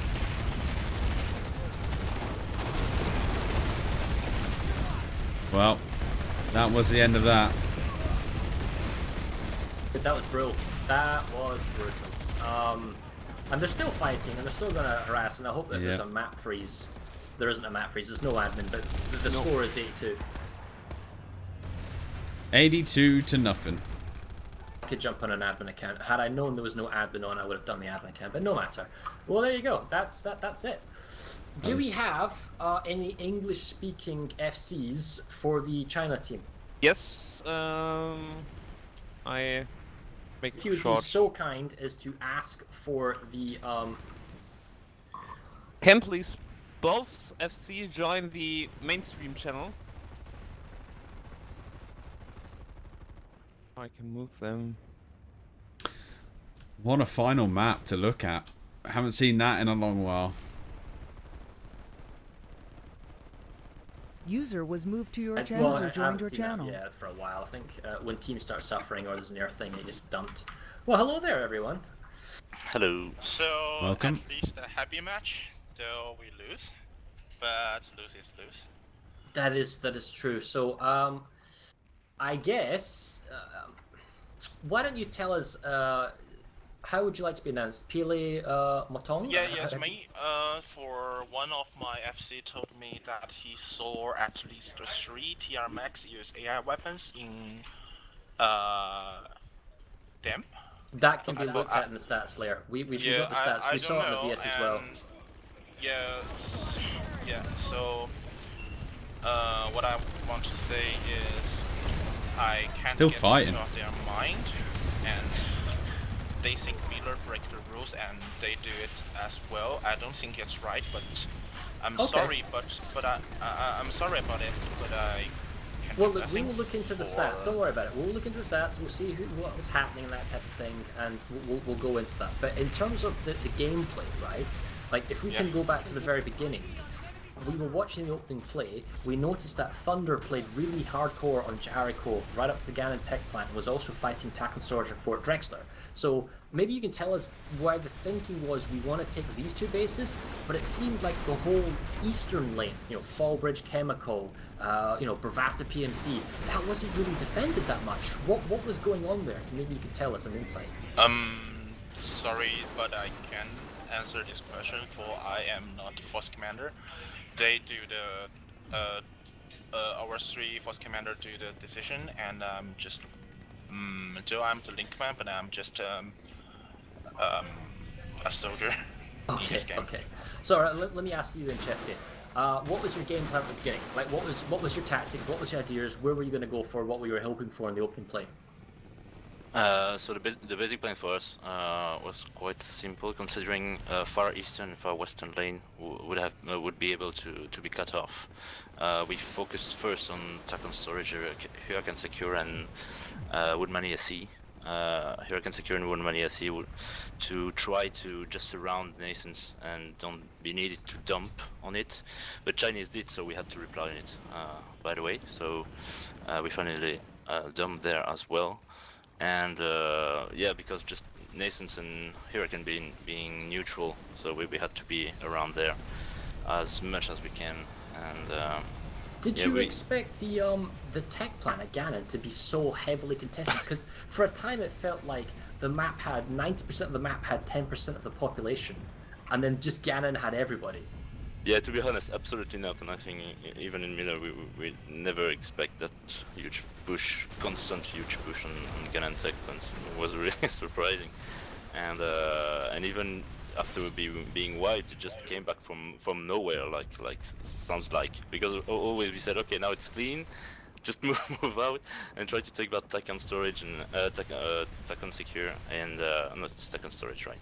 And reach out this theory to cut that off and finally kind of secure the gun lane. But each time after only 1 minute and a half, they were already back on points, and so we always had to send people over there. So it was pretty annoying, to be honest. So it was good play for the first time. I mean, for the first and 2 push. But maybe Chinese try too hard. I mean, missing about the other lanes. So for this time, we also, as you can see, we have no Air Force. So I wasn't sure about that because I was sitting in the air platoon. We don't have a specific Air Force squad or someone like that. I don't know why actually, but. So can I ask then, how many did Miller bring? Like, how much was your dedicated Air Force to do, Chef? We had 25 people in the air platoon, totally dedicated to it. And they, 96% of the time they're doing ground pounding. So, and it was also I wanted to ask that to Moton because we didn't see any air platoon, but now I have my answer. So. Yeah. This is actually based on this time when we organized this team, some of the aircraft players do not attend. I don't know why, but it's not their fault, of course. Yeah, don't worry, that happened to all. I mean, we are all aware about the issue you had. I got a job for you. I got a job. Hey yo, I got stuff I need done, boy. I think Okay, here's a question for you, Montong, okay? Hello. Chefke, I'm going to ask you first, and then Montong, you can listen to Chefke's answer and maybe try to answer, give it an equivalent. Wrong one. Chef, what was your force structure today? Did you have FCs, AFC, an air lead? How many platoon leaders did you have? What was your kind of force composition? What was the structure you had coming into this game? So we had 1 FC, and after we had 6 platoon leaders, including the air platoon one. So we have 6 ground platoons, almost same number for each, and each one has a dedicated lane. Oh, it's hard to say in English. My gosh, it's a dedicated lane. So we had 1 for Ghana, of course, 1 for Cairn Station for Drexler, 1 Hurricane Secure Story, Hurricane Secure Grenadam, and then pushing to Warp Gate, 1 Woodman ASX Tab, 1 on Bunker, and 1 far west one. But almost all the time, because of that Ghana push, they were very few time only on their main lane. So it was just, okay, they are responsible of their lane, but they were not really fighting on it. And I guess the question to yourself, Montong, do you know what the force composition of the channel had? Like, was there like 1 leader? Did you have like platoon leaders? That type of stuff. So we have 3 force commanders. There are no med kits. Each commander have 60 people. I myself actually lead a special force squad, 20 people. And I think there for 1 force commander for one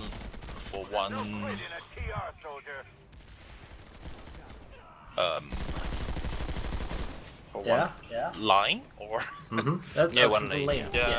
for 1 lane, and maybe because some communication failure, so as you see, we actually give up the east line. Yeah, that's uncontrolled, like no one was there. That's probably because of communication failure. Gotcha. And those who in Ganon Tech Plant, I think it's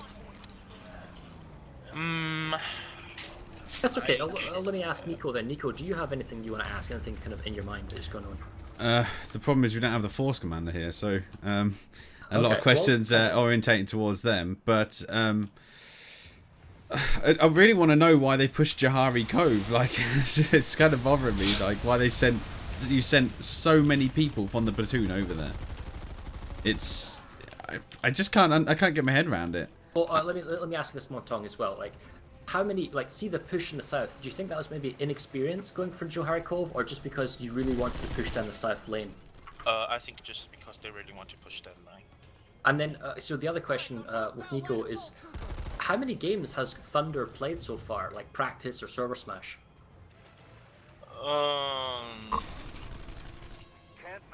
So the main part of the Thunder and Star server team is like the old Chinese side, or Chinese side just have one game against the German side. That is a 96 versus 96, and the only practice we have is on the February, the beginning of the February, we have a Chinese side internal, and that's 60 versus 60 versus 60 versus 63 faction smash. But it's not on Hossin, actually it's on Isamir. And we do have go to Miller's server and try our best to keep Hossin locked and do practice. Yeah, do practice. Oh, okay. Yeah, live's a bit different from Smash. Yeah, couldn't even see that guy. Still very different to the real Smash, and hey Dumped, you missed it all, man. Live is different from Smash. Nico, do you got maybe one or two things you want to ask there? For what?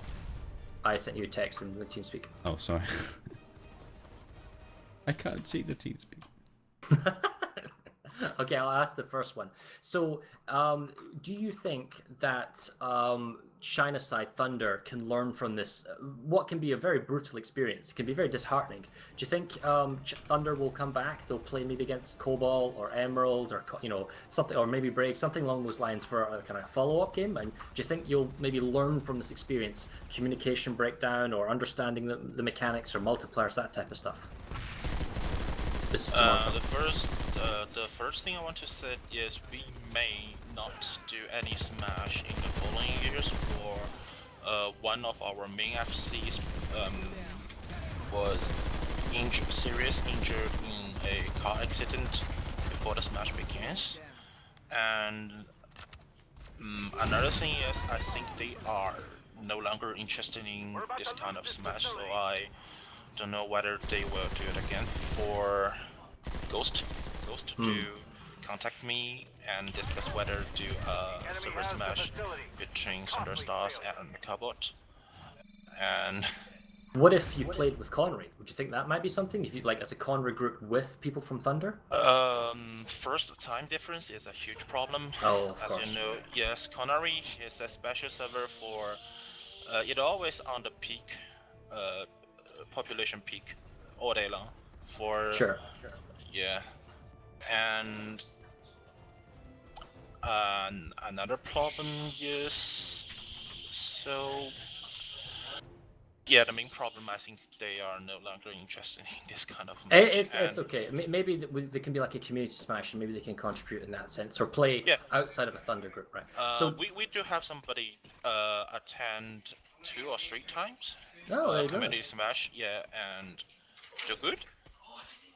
Did you find it? Do you find this sort of thing enjoyable, like, or did you find it more of a chore than anything? You wanted to experience it, but it's probably not your thing. That's why you don't want to do it again, or? No, it's Is it just the organization? Like, you just don't have that person with experience to lead you? It's impossible to have no person in China.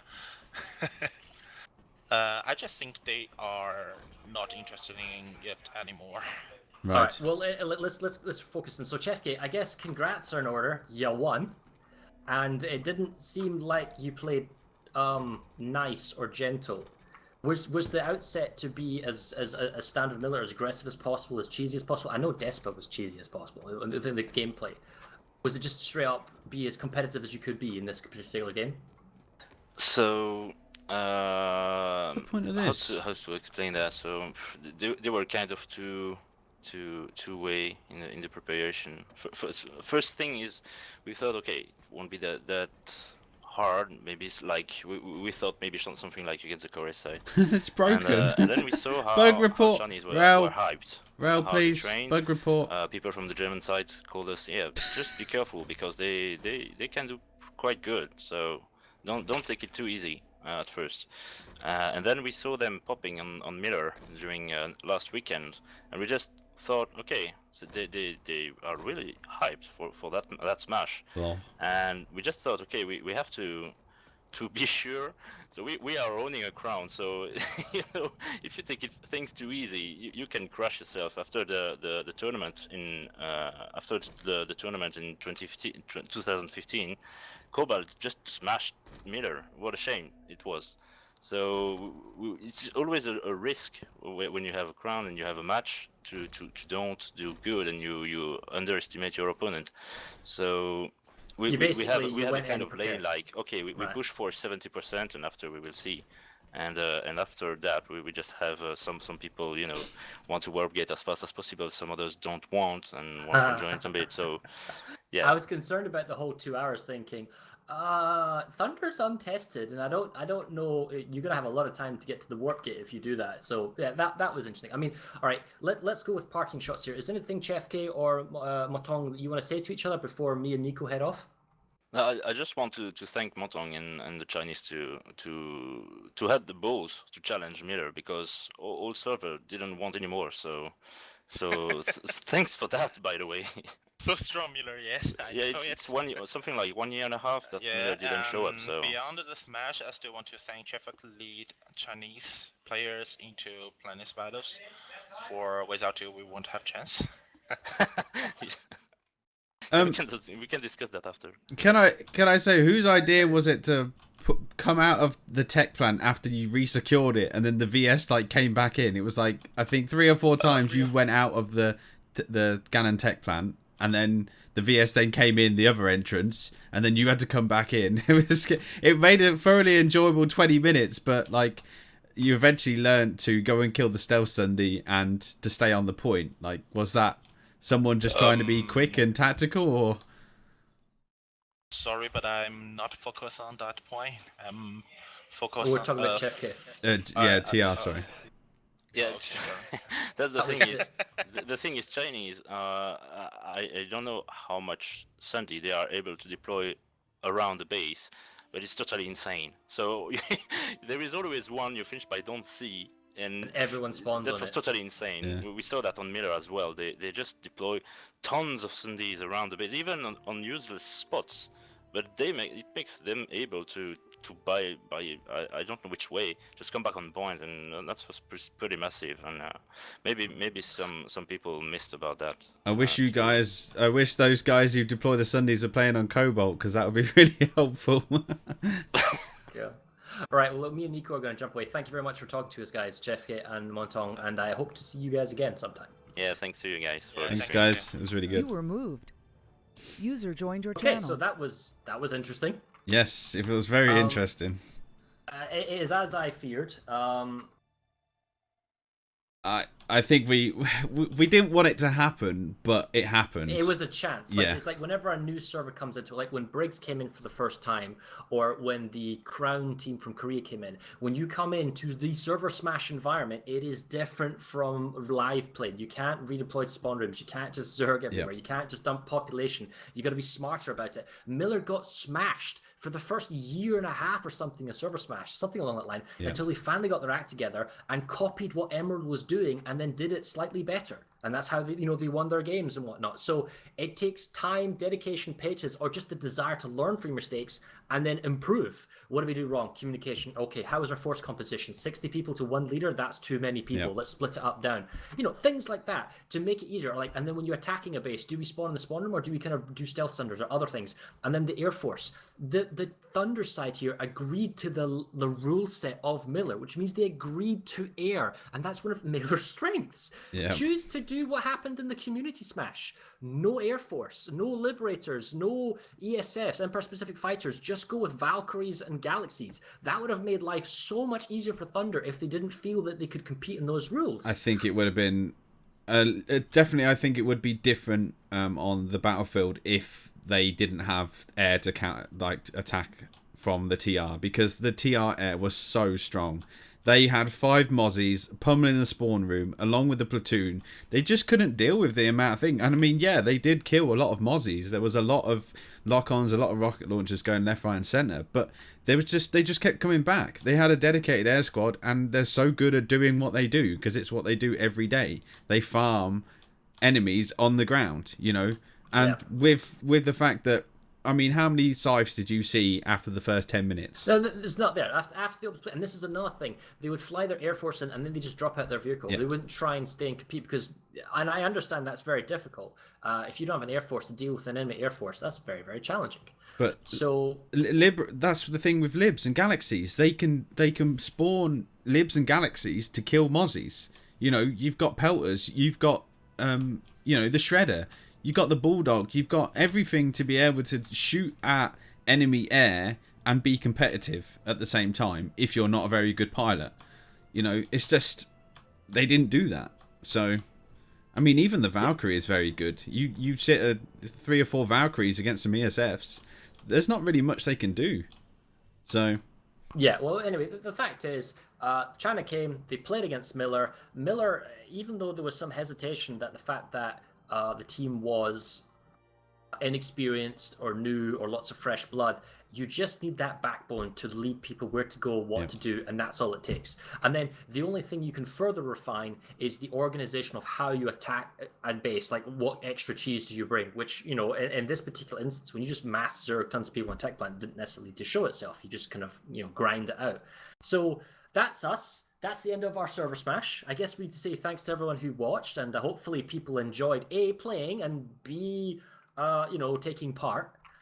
I don't know when there's going to be another one, Nico, but when something comes along, I'm sure we can talk about it and maybe do this again. I believe there is the Community Smash date, which is being set at the minute. June sometime? There's well, the date is up for a vote at the minute on the Community Smash Discord that I saw. There you go. So a few it's months and we can do that. Yeah, I think it's around June, July. I think I saw some of the dates, but it's definitely in a few months, and that's the next one that's going to be planned. I think that's going to be the same, a 400 versus 400 again. Community Smash, probably a different rule set. I think maybe they're allowing air into the next Community Smash, because obviously it was banned from the last one, and it certainly would be good. Yeah, indeed. Because the thing is, unless you balance the teams well, it can tilt another way, and it's always very fun to watch a close game. And this game, even though it was kind of one-sided, it was still fun to watch those massive, counterintuitive mega plays from Ganon, which are like, you shouldn't be doing that. I like what you're doing, but you shouldn't be doing that. You know, I like the Ganon tech plant was definitely the highlight of today's. You know, it was really great to watch, and that Zulu with both, you know, platoons fighting across the point, like one goes in, one goes out, one goes in. It's just amazing to watch. But it's just a real shame that lack of experience and poor communication probably from the VS side have you know, didn't make it as contested as other matches. It's such a highly refined game mode, isn't it? It's such like ServerSmash is such a niche game mode. In Planetside itself, a niche game of this scale and of this complexity, that when you get hundreds of people playing, every little extra edge and how well do you play, how well you trained, how well is it, makes a huge difference on the outcome of the game. And until you get to, and it's like one small little difference, like the last community slash we had, one small difference meant that the red team was overpowering the blue team and was slowly gaining the edge. And it's very difficult to get two teams that are equally balanced, because the small edge then just gives you bases after base. I just, you know, I think if they did this again a few more times, I think things would improve a lot, because they're not bad players at the end of the day, and I don't think lag caused a lot of problems with the server at all, or the players. I just think it's lack of experience and a lack of experienced force commander as well. It's a shame that they don't want to do another one, but hopefully, like I say, we can see them in the next Community Smash or whatever. It's a fresh opened wound. I mean, you know, so we'll see how that goes on. But ultimately, that is the end of this Planetside stream. Yes. We're going to head off. You guys have a lovely evening, afternoon, morning, wherever you are in the world from watching. And I don't know about Nico, but I will be back personally to stream some other non-Planetside content in about half an hour to an hour. So if you want to come back and watch that, you're welcome. Otherwise, thanks for watching. Thank you very much, Nico, for co-casting with me. And Fun. we'll see you next time. Goodbye. Bye. I'm going to be streaming in about 30 minutes to an hour. Probably smash on some Planetside for people who are watching. So. All right, I'm off. Cheers, bye. Thanks, Nico. Bye. See you later, mate. Take it easy. All right, boys. I'm going to take a break as well. I need to go and get another coffee because I am fresh out the tank. Hope you've enjoyed that. It's been really fun to watch. I'm going to be hitting on the live server in a bit. So, like I say, it was 82-0 by the end of the match. It was a really hard fought fight, but unfortunately, the Chinese side, Thunder, did lose in the end. You know. It was really fun to watch, and Ganon Tech Plant. If you didn't watch it from the start, certainly get to the Ganon Tech Plant bit, rewatch it because it's really great to watch. So it's really fun. There's an official side live stream about ASP. Yes, there is. Yeah. Anyway, so I'll be streaming some Planetside in around an hour or so.